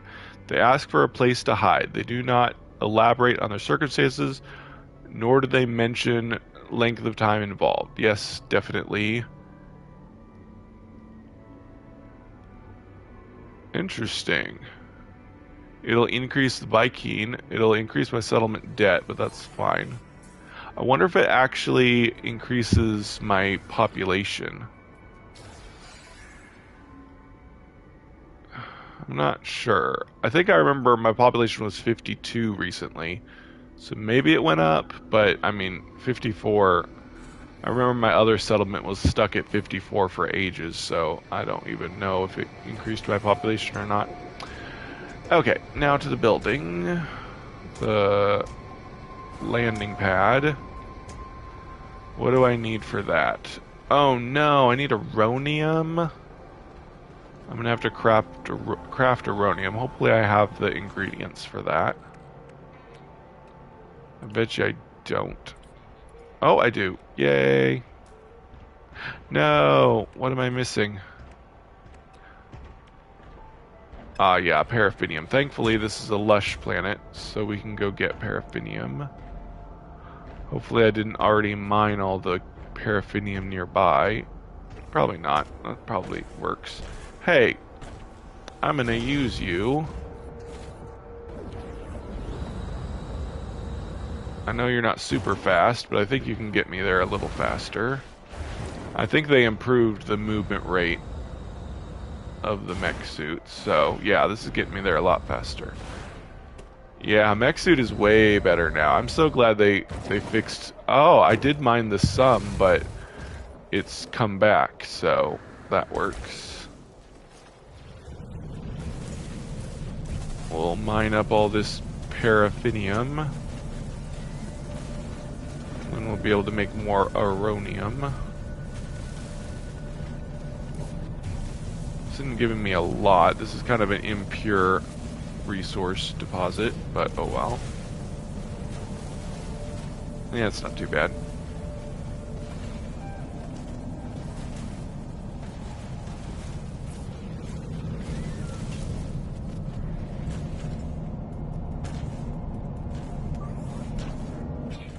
Could you please not get in the way, stupid Minotaur?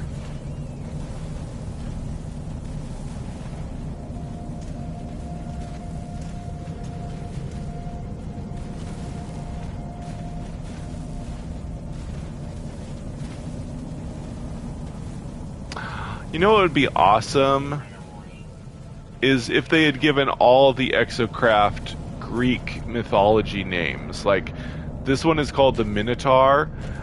Imagine if the, like, say, like, maybe the skimmer one could be named Icarus, and, well, obviously the tank one would be named Hercules. That would be cool. I think it's called the Colossus, isn't it? Yeah, it's called the Colossus. So, yeah, Colossus is a Greek mythology one. But, like, Nomad and...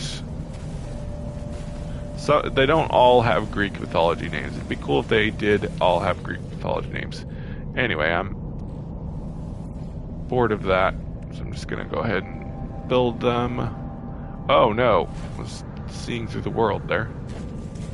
Oh, nice. We got Gravity Storm, so...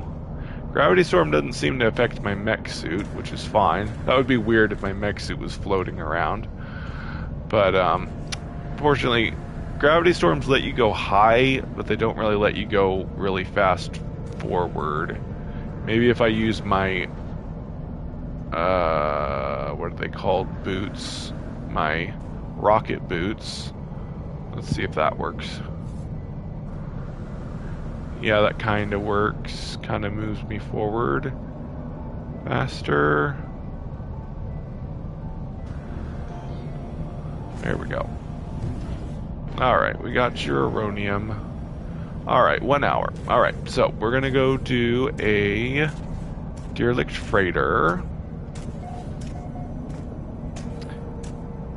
I like how there's server towers all over in this settlement. Alright. Let's go do derelict freighter.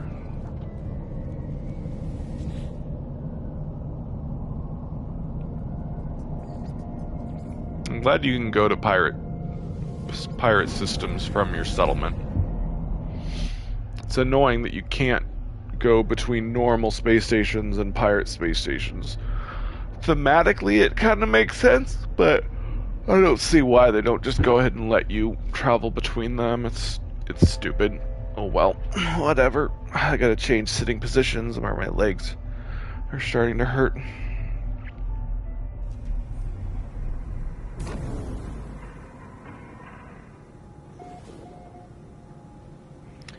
Hi, Daniel Hipley. Daniel Hipley says, hello everyone, I made a sky base on Purple Bubble Planet. Nice, that sounds cool.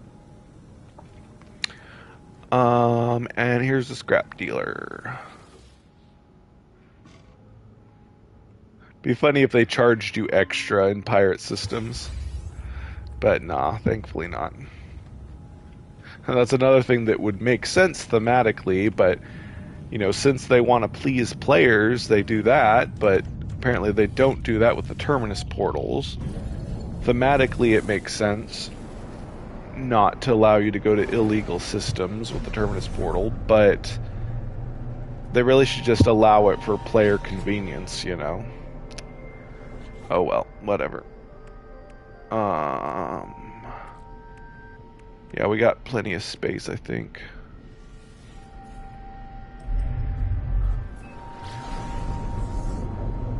Off we go then. Oh, here we are. Yay. Whoa, whoa, whoa, whoa. Lately, my spaceship has been, like, not slowing down fast enough. Is that just on this save, or was it on my other saves? I think it's just this save. I think this ship is too fast or something, and it's just way too hard to brake or something. You know, way too hard to slow down, I mean, of course. I've never really looked out over there. That's pretty cool how ruined it is on that side.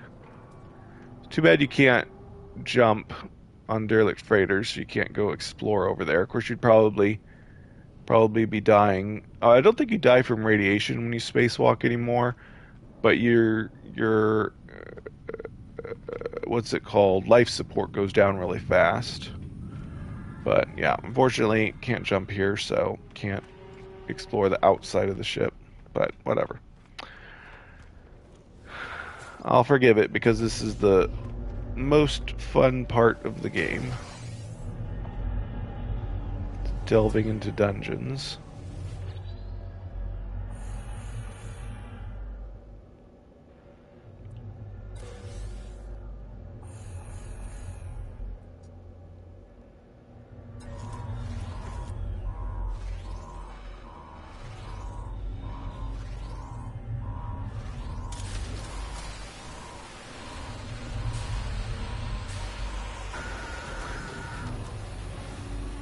I just realized I have a cloaking device.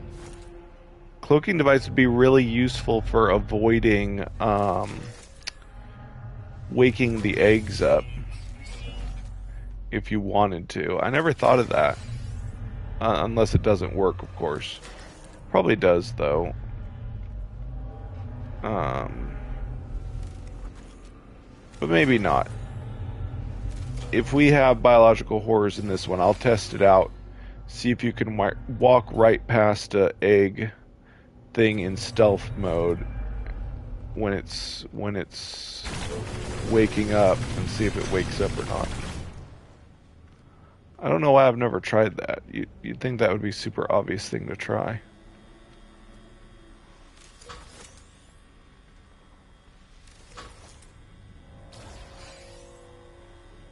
Alright, so we got two. Oh, cool. This is a dead end. Two paths to go here.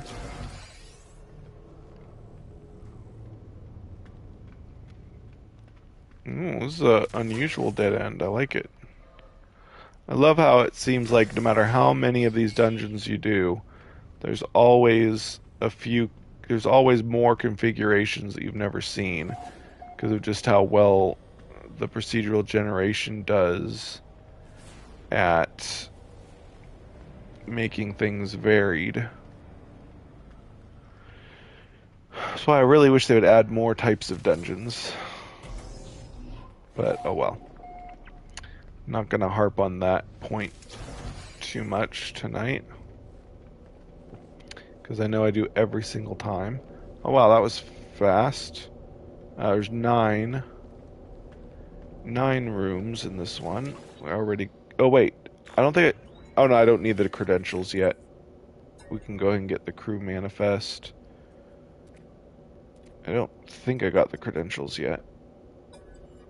This one is so boring. It takes forever to click through and never has any interesting information. It's like, why even make it talk so much if it's not going to have like a story or something? All it has is procedurally generated names. Nothing else. Oh, okay. Let's try... Oh, wow. Okay, I'm going to wait till it's pulsing again. Then I'll go into stealth mode. I like how they got these weird bubble effects. Man, it's not pulsing at all now. Oh, there it is. Oh, it doesn't work. I was in stealth mode and it still woke them up. Ah, man. Why doesn't stealth work on the eggs? That's stupid. Seems like stealth is only for... Did I get it? Yeah, I did. Looks like stealth is only for sentinels. Might work on predators too, but it doesn't work on these egg sacs. So yeah, that's too bad. I guess, yeah, I don't know. Either they didn't think of making it work, or they figured it would make it too easy to get past the eggs if you could use stealth mode.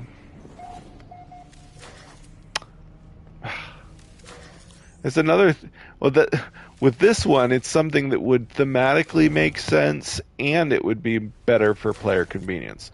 But they still chose to make it not work. Oh well. Whatever. Not that I mind killing these things. My gun kills them so fast that it really doesn't matter.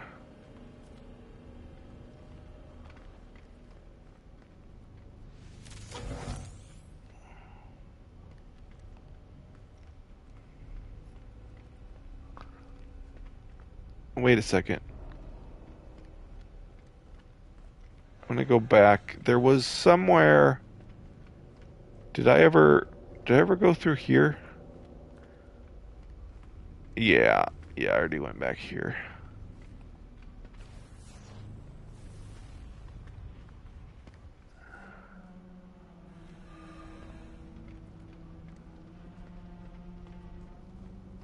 Okay.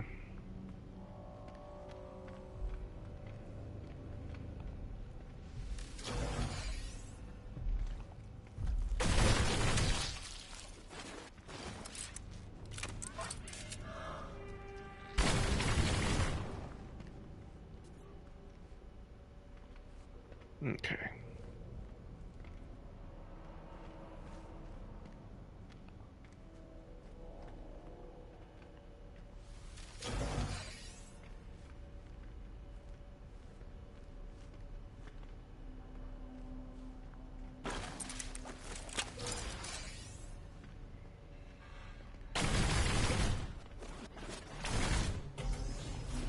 Guess I got everything. Wait, I don't think I got all of these data thingies. Did I? Nope, I did not. I don't remember reading any of these. I need to get the credentials still, I think.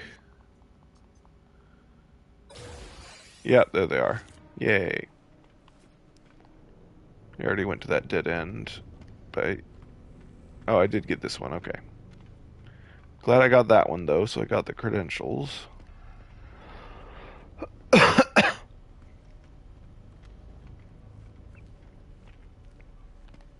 Alright, through here.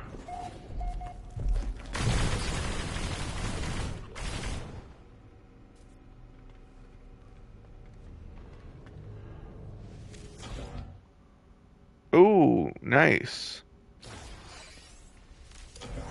Man, I can't believe I still haven't gotten all the Derelict Freighter base parts yet on this save. It's crazy. I don't know. I don't think it tells you when you've got all of them. So we'll just, you know, keep doing Derelict Freighters and maybe eventually I'll have all of them. I don't know.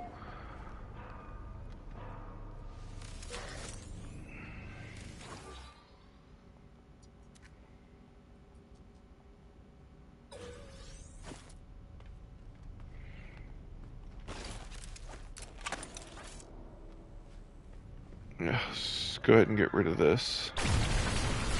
My ricochet my ricochet and rapid fire kill them so fast. It's like if I just hold it, it kills like all of them all at once almost. Like one escapes, but the ricochet from my bullets just kill all of them so fast. Ground It's station awesome. falling.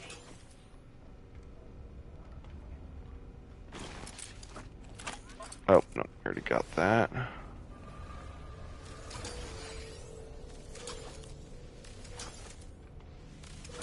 Units received.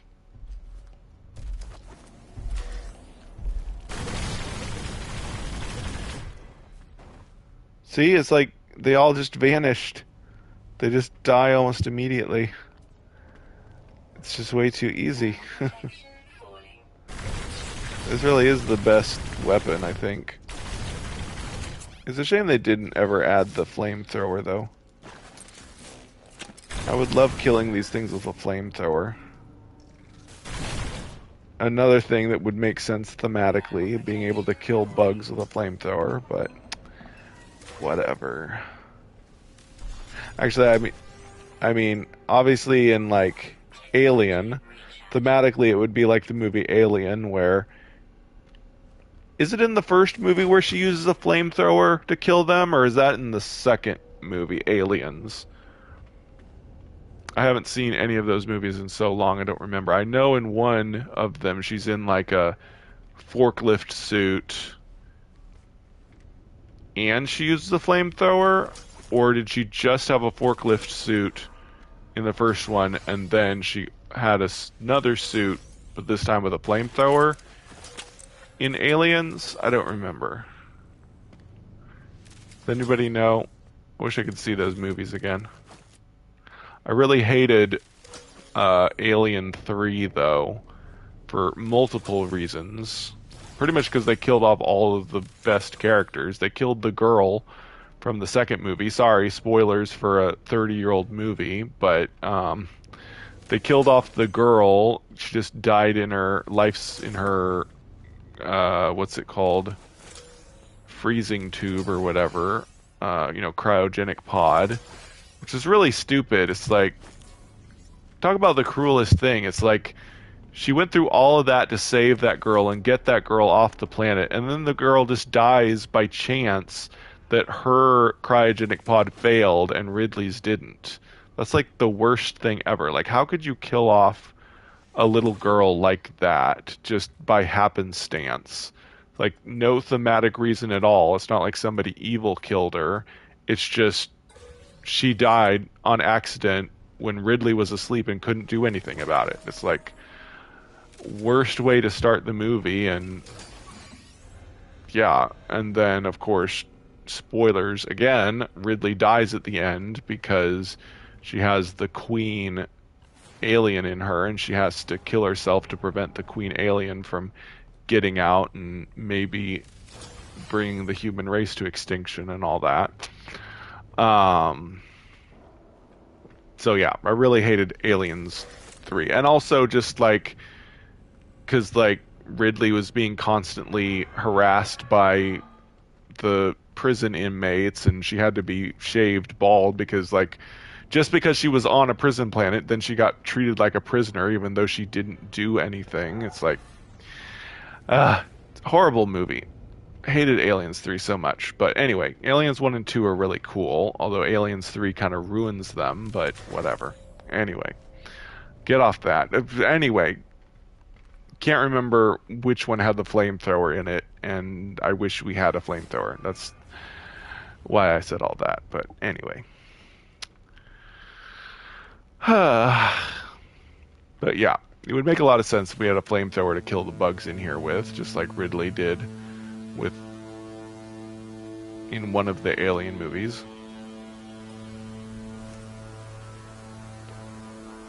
I really wish they would retroactively delete Aliens 3 from the canon, but anyway. Whatever.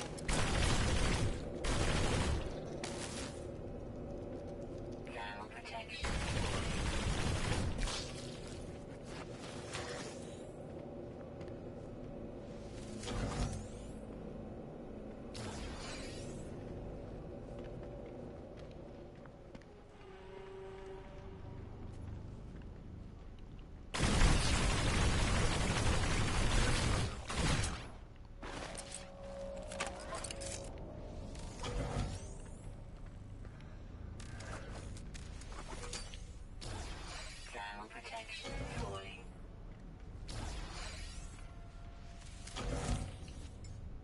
Technology recharge. Oh, weird. Another totally empty dead end. Doesn't happen too often.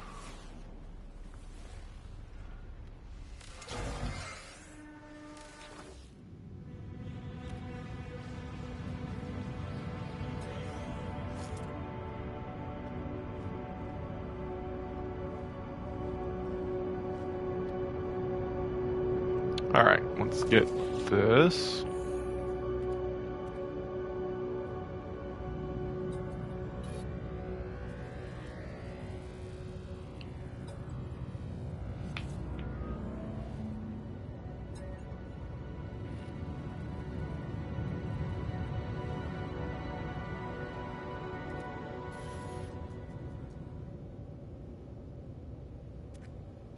I remember this one.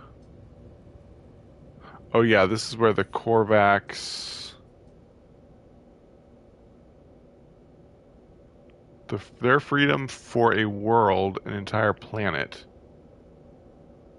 As if planets are not cheap. I told them to try again. We are almost home. Korvax took an escape pod while I was sleeping. No message was left, no warning. We turned around. I will not abandon my friend. That was weird.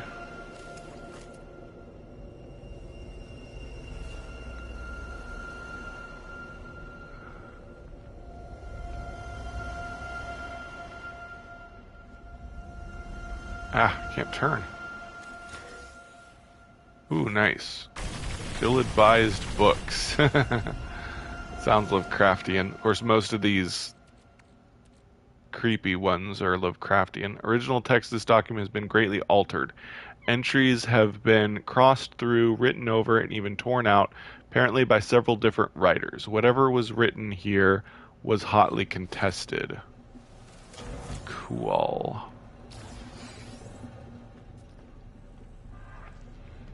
All right.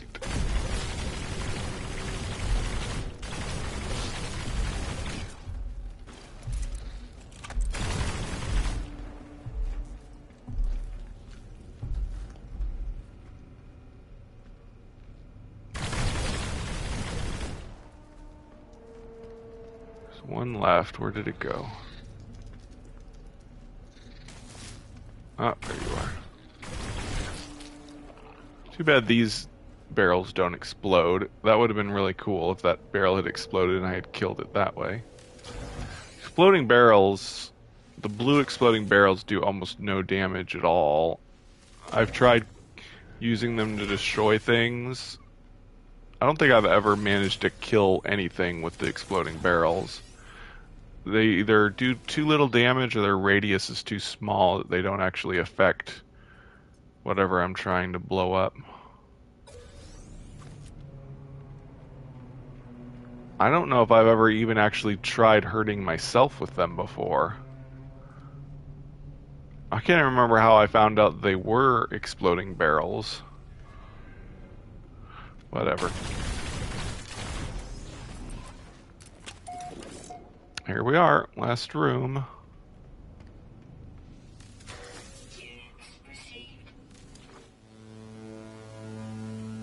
They should beef up the exploding barrels, make them like explode into a giant fireball that burns everything nearby. That would be cool. When we have fire on hot planets, they could add the fire into a exploding barrel effect that is much more devastating.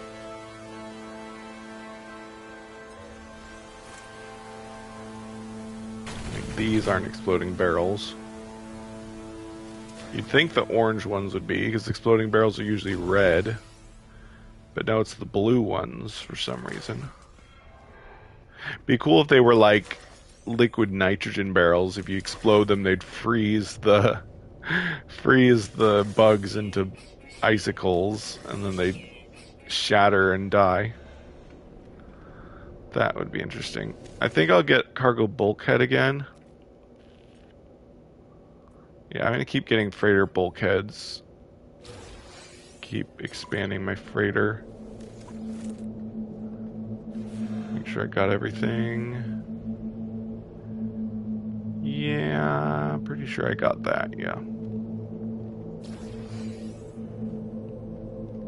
Alright. All done.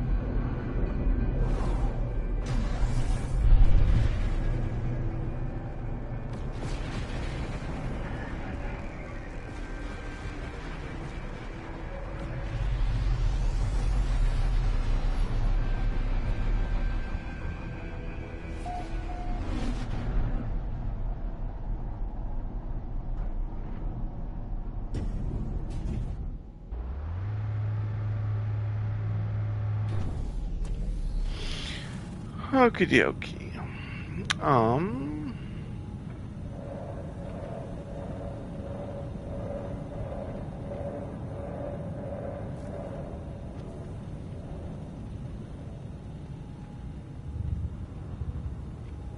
Never noticed that red light there. That's cool.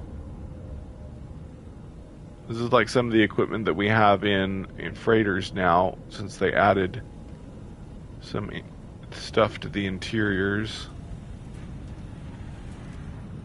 Ooh, oh, that's just a hauler.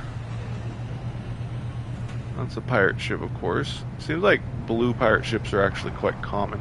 These ones are so cool. This is what my my new. Wow, I really like that cockpit look. Yeah, this is what my new wingman looks like. Anyway, okay. Oh, darn it. We have. Oh yeah, this is the guy that sells you the. Oh no. So apparently you can't sell the things in a pirate system for some reason. So I'm gonna have to go to a normal system to sell the things. That's weird. Oh well.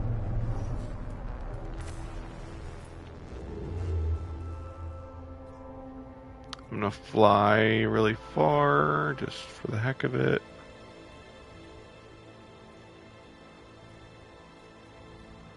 Okay, let's just go to a normal yellow star system.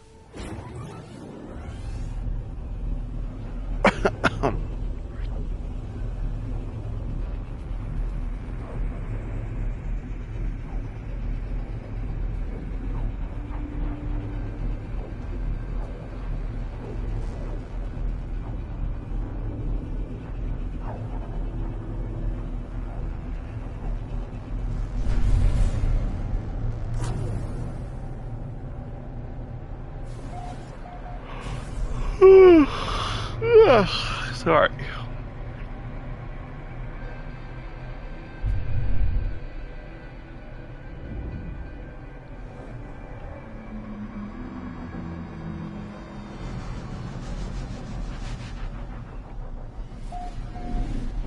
Here we go.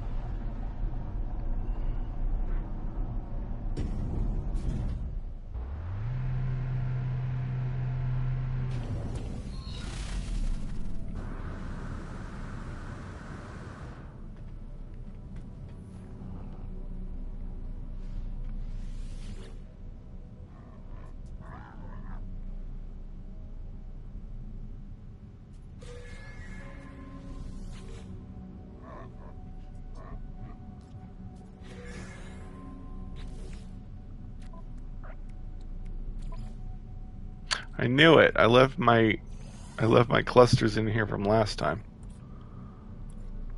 I'm just thinking I probably did that.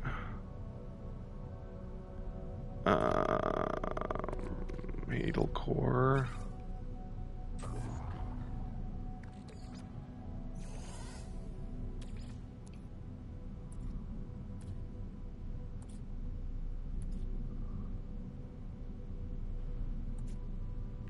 and larval core.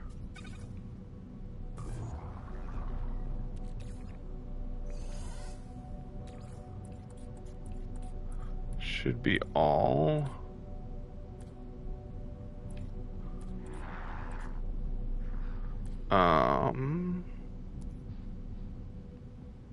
Now for the tainted metal.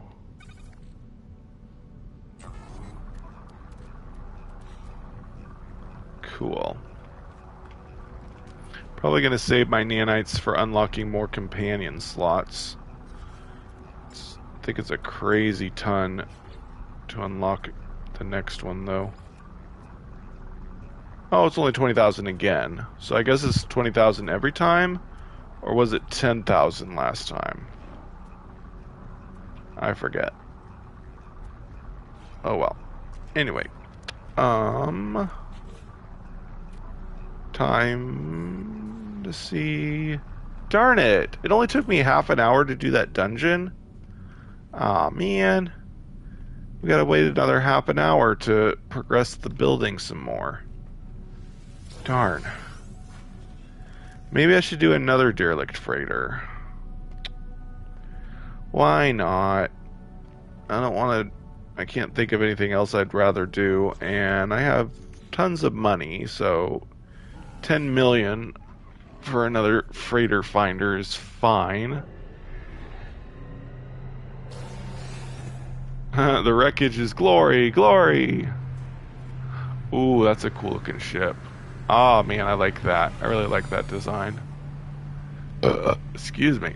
But, man, I'm not gonna collect old ship types.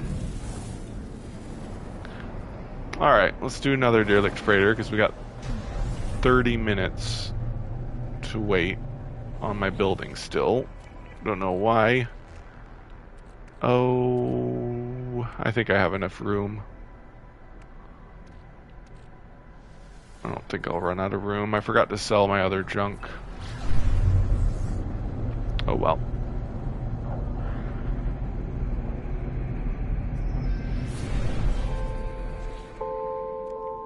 Real quick, yeah, this is out of energy, silly me. Technology recharge.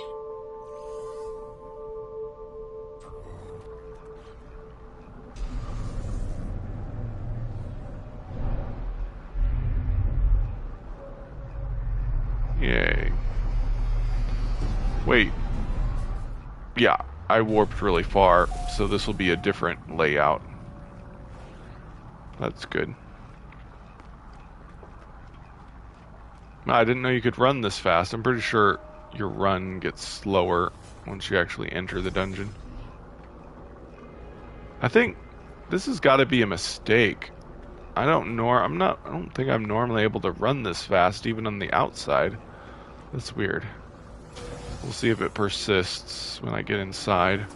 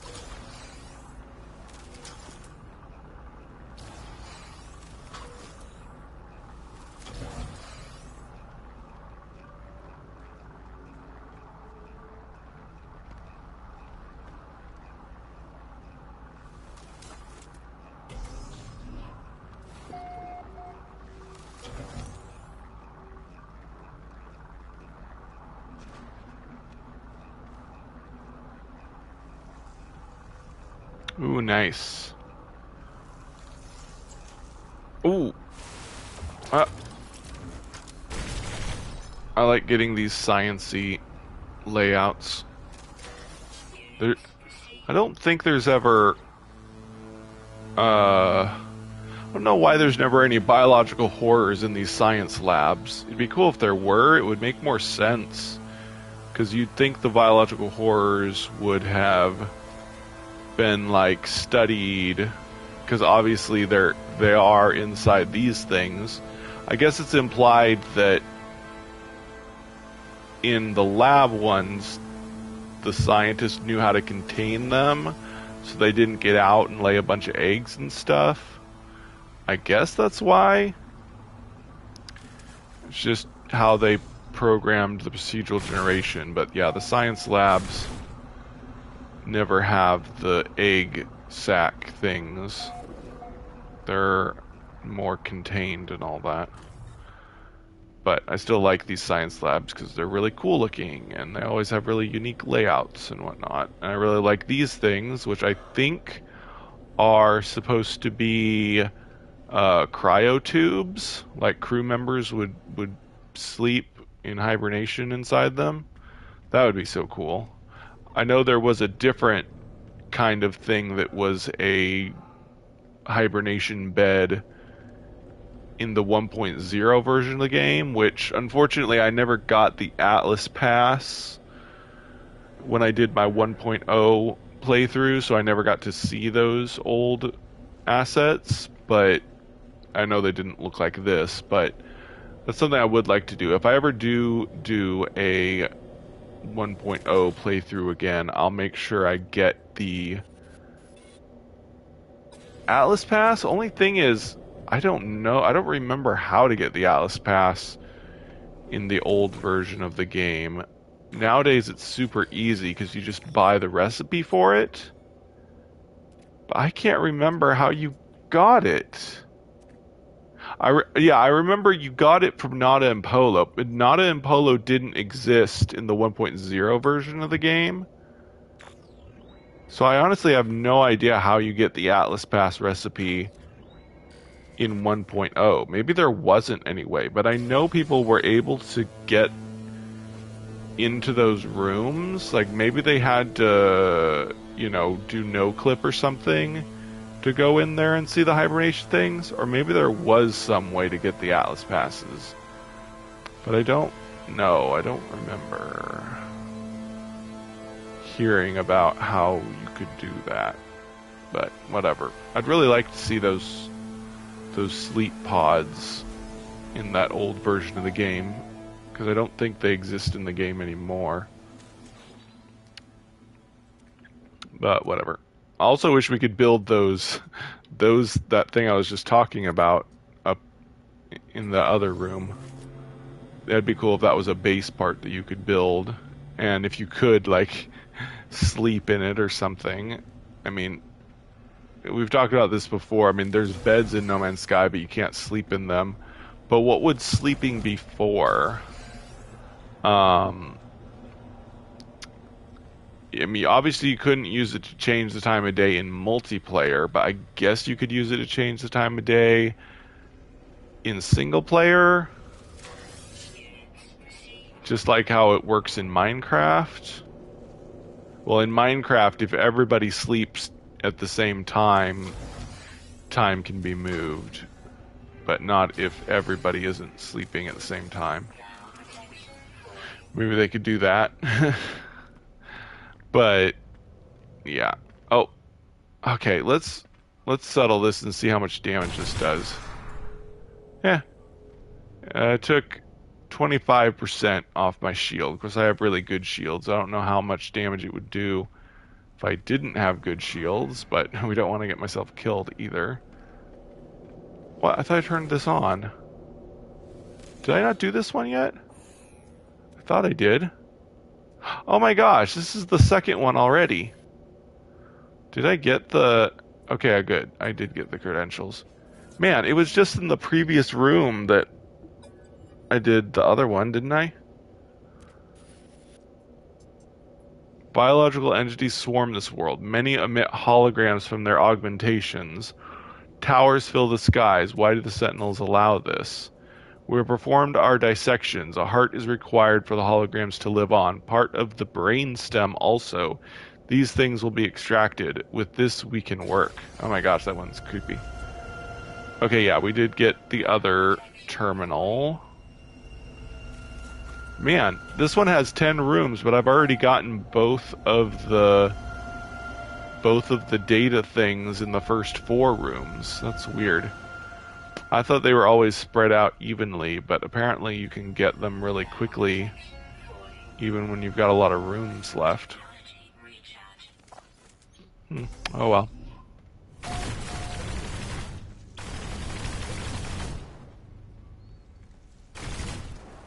Crew quarters room.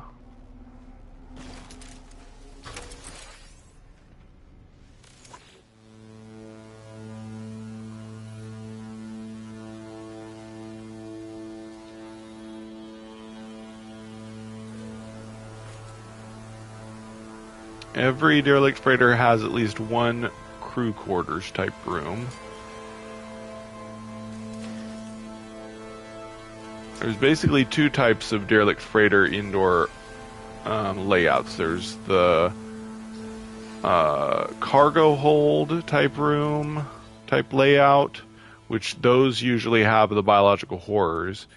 And then there's the science type layout, but they all have crew quarter rooms like this. There's also rooms that look like ship docking bays, or not like most ship docking bays look, but you know what I mean. Those are usually combined with other types. Usually the storage type layout. I think we got all those, yeah.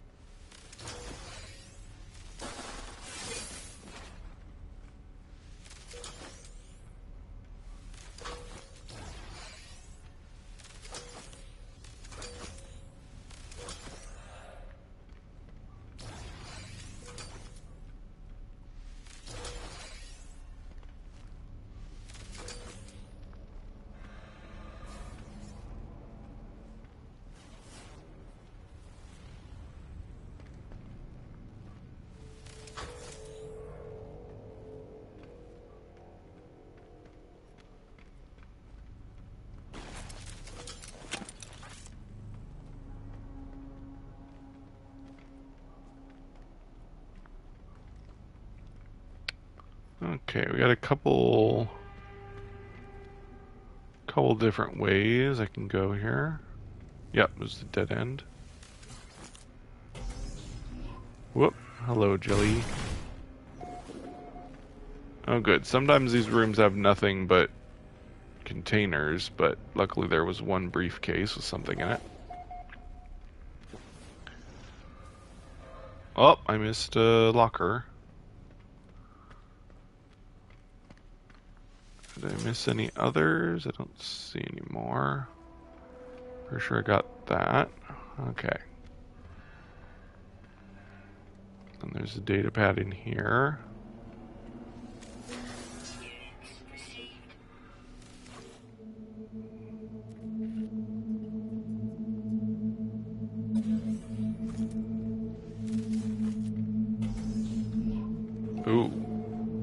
game's really dark. It looks kind of creepy when I first stepped in. I'm gonna see. Oh wow, that's really ominous looking. I should really do a challenge. Oh man, it's so dark. Although you can kind of see it when you get close. I really should do a challenge where I do derelict freighters without my flashlight on, because that would be way creepier. Oh, it'd be really hard if you were trying to kill. Oh my gosh, that would be so creepy. Trying to kill the biological horrors without your flashlight. That would be really freaky.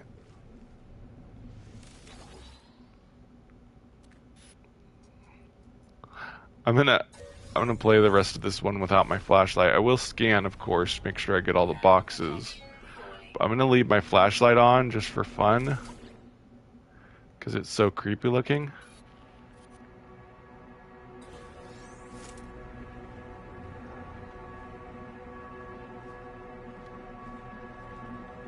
I really wish Hello Games could use real AI to generate new logs like those. Like, they just use procedural generation, which, you know, doesn't take really powerful AI. I guess if they did use AI to generate those, you know, like an actual large language module, it'd have to be connected to like cloud computing stuff, and that would probably cost them a lot more money and all that.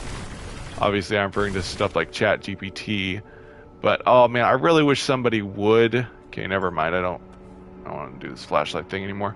I really wish somebody would make games that use large language models like ChatGPT to generate NPC dialogue that would, you know, it would all make sense in universe. Basically, the ChatGPT model, you can create different ChatGPT models that just use your data. That way it's not just random stuff off the internet. And so you could basically program all the lore for the game into the ChatGPT model, and then like when you talk to an NPC and ask them questions, like, and you could actually have keyboard that you could type in any question you want. Obviously, if you ask them something totally not related to the game, they'd say they don't understand.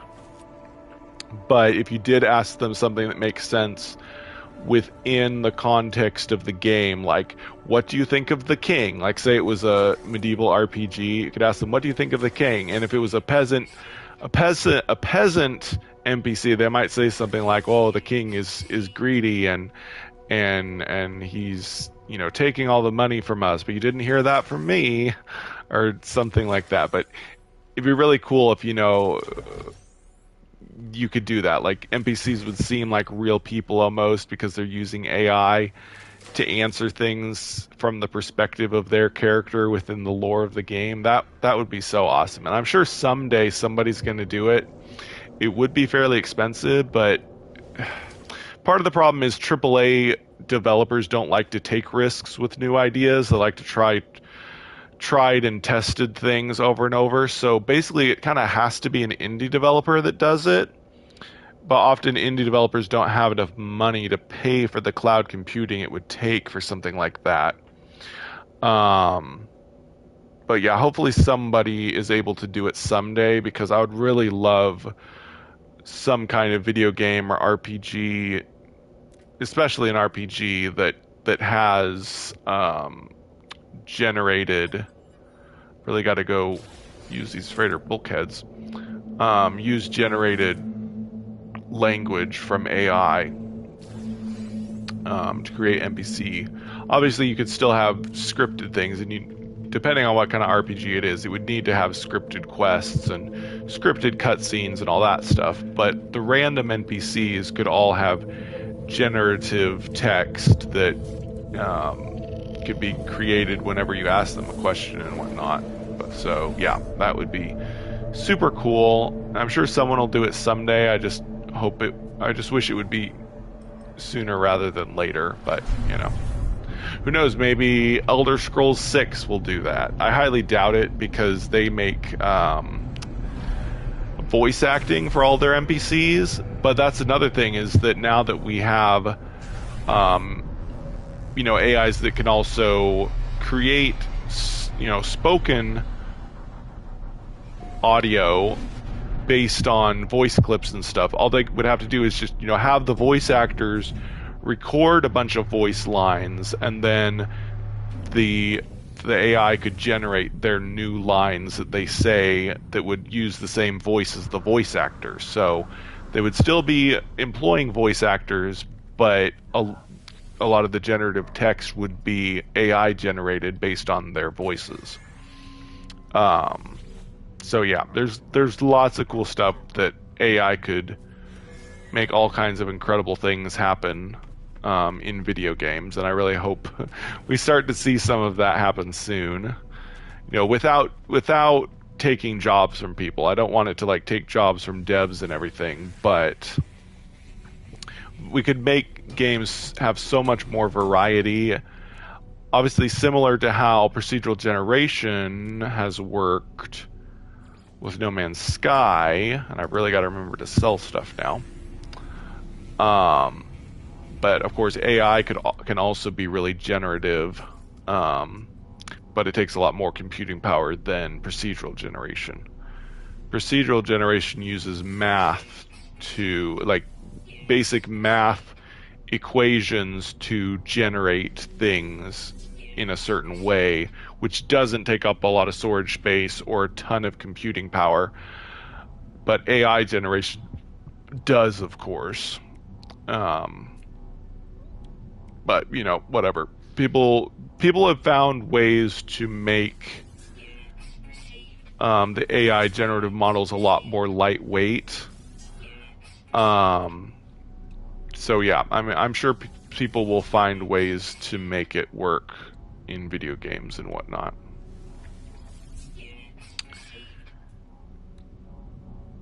But anyway, sometimes I feel like I'm just talking to the void because sometimes I don't get any reaction out of the audience with all the stuff I ramble about. Hopefully somebody, if they're not watching or listening live, hopefully someone watches this live stream and likes some of the things that I'm saying.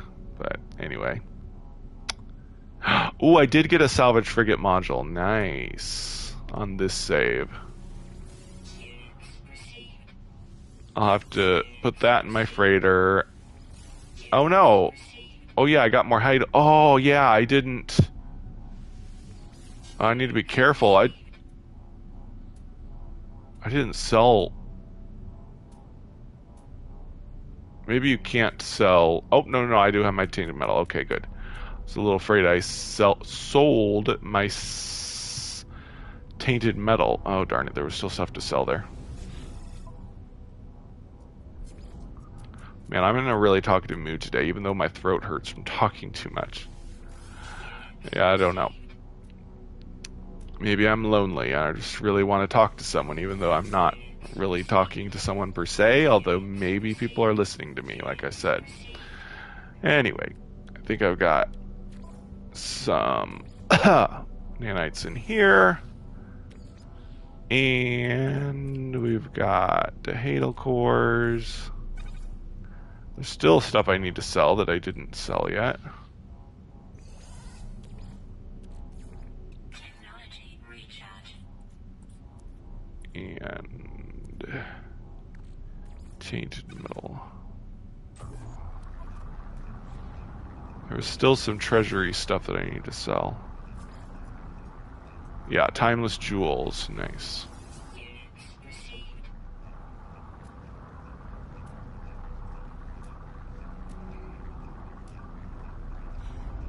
Alright, and then I got some upgrades to sell for nanites as well. This cool, he's got a multi-tool hologram in his palm.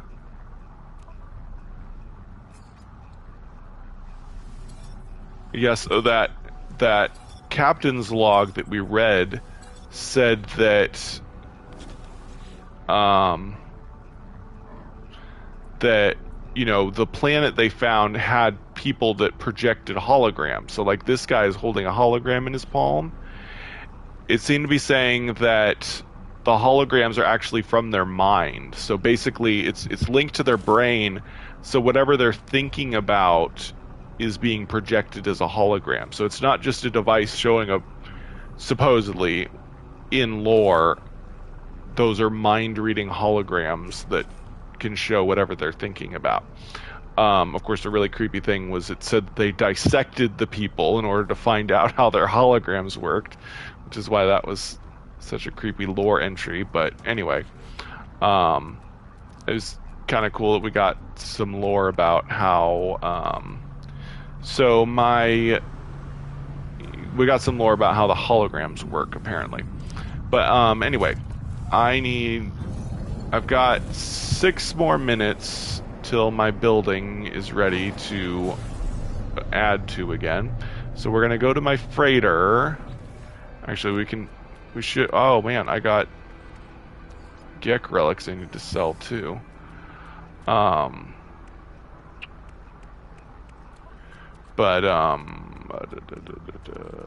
got salvage frigate module, which we need to put in my freighter for safekeeping, and then we need to go expand my freighter cargo with the cargo bulkheads. No, that's not it. Need my freighter, not the space anomaly. And then we'll just use the portal in my freighter to travel to my settlement and add to my building again.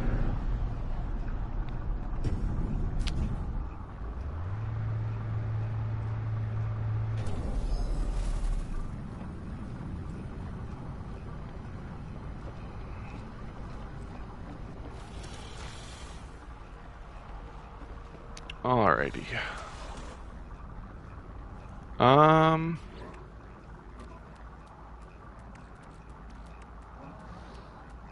Oh yeah, salvage frigate module, or not salvage frigate module, bulkhead, cargo bulkhead. Yeah, I'll just keep adding to cargo storage. I think we're gonna max it out in 5 more upgrades since it's a C rank, isn't it? Yeah, my freighter's C rank, so I'm pretty sure this is the max once I fill those 5 slots, and then this is the max for the upgrades. So, oh yeah, those are storage containers in the base building part. Okay, I had a Gek relic to sell. I'm gonna do that real quick.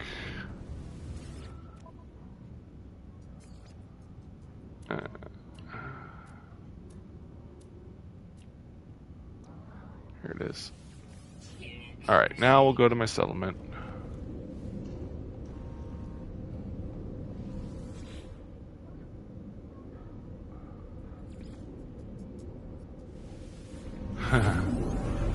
I love that name, the Fortress of Null.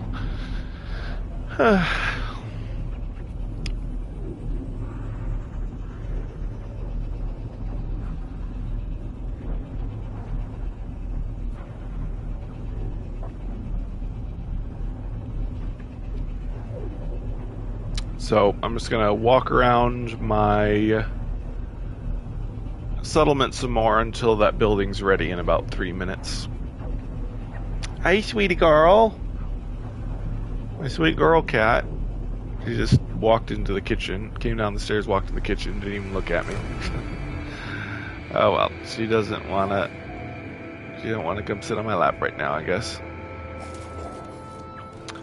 Yep, we just got just under 3 minutes to wait. Let's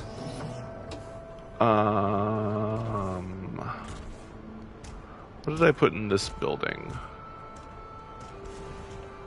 Anything? Yep. Yeah, I put the upgrade thing in there just for the heck of it. I really like these little tents. They seem to just pop up on their own when you build other stuff. Like, maybe it's a part. Yeah, I think this thing may be a part of this building. Like, when this building got created, I could be wrong. Maybe this was already there. Maybe it is a part of that, which means these are a bit more useful. Well, not useful, but they add a nice little extra look to the area. Let's see if that's the case with the others. Are there things like that near the other ones?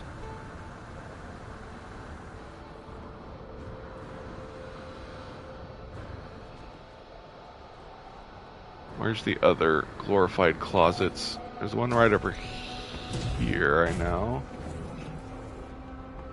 Let's see, did a tent or anything pop up near this one? No, maybe it was this, but I honestly think that was already there. And then the last one is right here. And I don't see anything. Well, no, there's this. So maybe these are parts of those things. Or maybe I'm just imagining things. I don't know. Whatever. Anyway, it's all just for looks, I guess. 50 seconds to go. I want to look at my... Where's my new factory? Nope, this is an old factory. Where'd my new one go?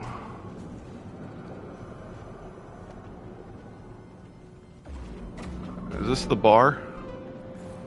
Oh yeah, let's look in the bar again. Why not? Whoa, what did that say? Oh man, it said something else I wanted to see. Relaxing.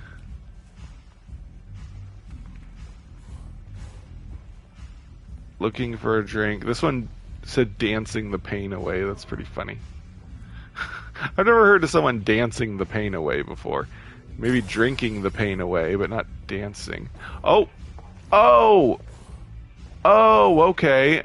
I thought there was going to be another phase I needed to do to complete. Oh man, now there's 8 minutes to the next citizen thing. Yeah, I'm gonna wait 8 more minutes for the next citizen proposal and do that, and then I'll be done for the night. But wow,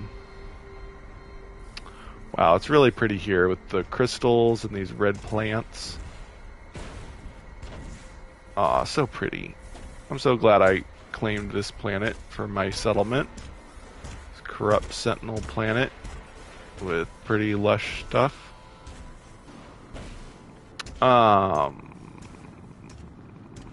What was it? Oh yeah, I wanted to look at the new landing pad. Where is it? Oh yeah, it's like at the opposite end of the place. There it is. Yeah, there's the new landing pad. Nothing too special, but it's there. Yay. And of course NPCs can land there since my ship isn't taking it up. You know, I guess I could call one of my other ships, land it there, and then I could have multiple of my ships sitting on the landing pads, which would be funny. But no, I'd rather have NPCs able to land.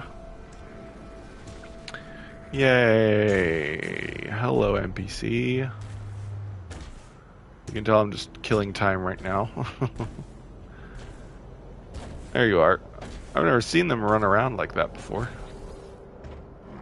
They usually just appear right here. I guess the landing pad confused them. I can't recruit. Yeah, I cannot recruit pilot. Squadron is full. I was gonna say. Oh yeah, here's my new factory. Yay! Spinny thingy majiggers. I don't know what these things are. They look like they must be like some kind of magnetic dynamo. I have no idea. Actually, in some ways, they do resemble tokamaks on their side. Tokamaks are a type of fusion reactor, which we haven't really gotten to work in a way that is actually useful to generate energy. But I don't think that's what they are. Maybe they're like mini particle accelerators. I have no idea. I mean, those things don't sound that useful. I mean, they must be some kind of power generator, right? I don't know how they're generating power, though. It looks like they're actually getting power. Is this a battery? Yeah, they're probably generating power and they're putting into this battery thing, I guess. I don't know. It's just a cool... my mech suit. It's just a cool sciencey looking thing. Who knows if it supposedly does anything. Obviously, that's just like a gas generator, and these are like, you know, smoking pipe things. Who knows what they do? Anyway, 5 minutes to go. Let's go back to the bar for fun. Showing off. I'm surprised there's a lot of people here in the daytime. I thought it was usually at night that they came in. Maybe I was wrong. Maybe it doesn't really matter the time of day and they just come in whenever they want. Looking for a drink. They did a lot of really good stealing drinks. Oh my gosh, he's stealing. Stop that man. Stop that Viking.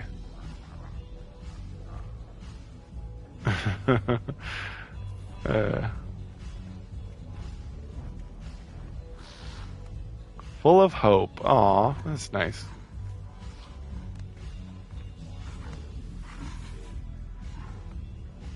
Hello, friend.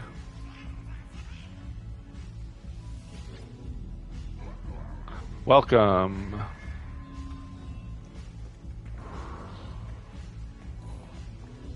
Pretty cool. So anyway, I was saying earlier, and I forgot to say, is I really wish you could sit on these bar stools. Of course, the NPCs don't sit on them either. They just stand. Looking for company. I'll be your company. Interlopers. Who knows what he said. I guess I didn't install... Oh, I did! No wonder I've been knowing some of the words when I talk to people, because I have the translators installed. I really should add one more inventory slot so I can install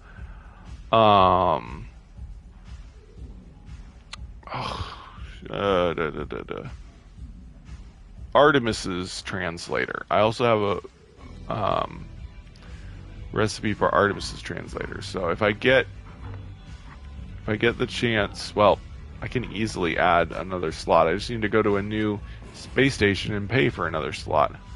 Why don't we do that real quick? Let's... While we're waiting... Uh-oh. Oh no, okay, never mind. I guess we're gonna be fighting sentinels until it's time for stuff.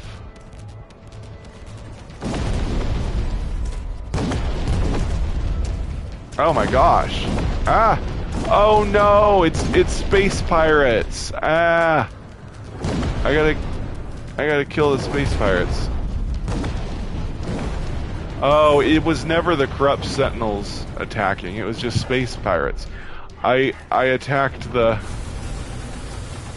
You know, I think I forgot to use my more powerful weapons earlier. Or maybe that was on a different save. I think that was on a different save. Oh, come on, hit it. Why didn't I? There we go.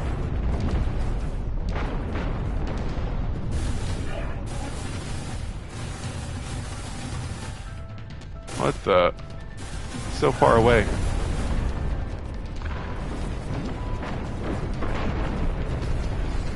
Glad you can get loot from them now. I don't think you used to be able to get loot in Atmosphere, but I think they fixed it. That's nice.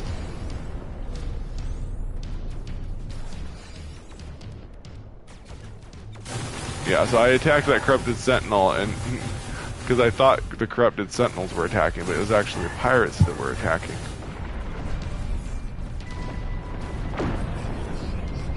There we go. Okay, where did my settlement go?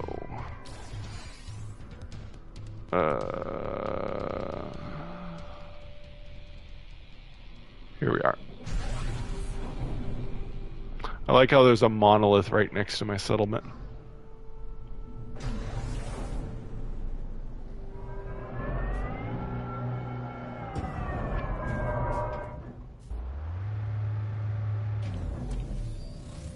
Alright, so 13 seconds. I'll go ahead and head to my office, and it'll be time for a citizen conflict.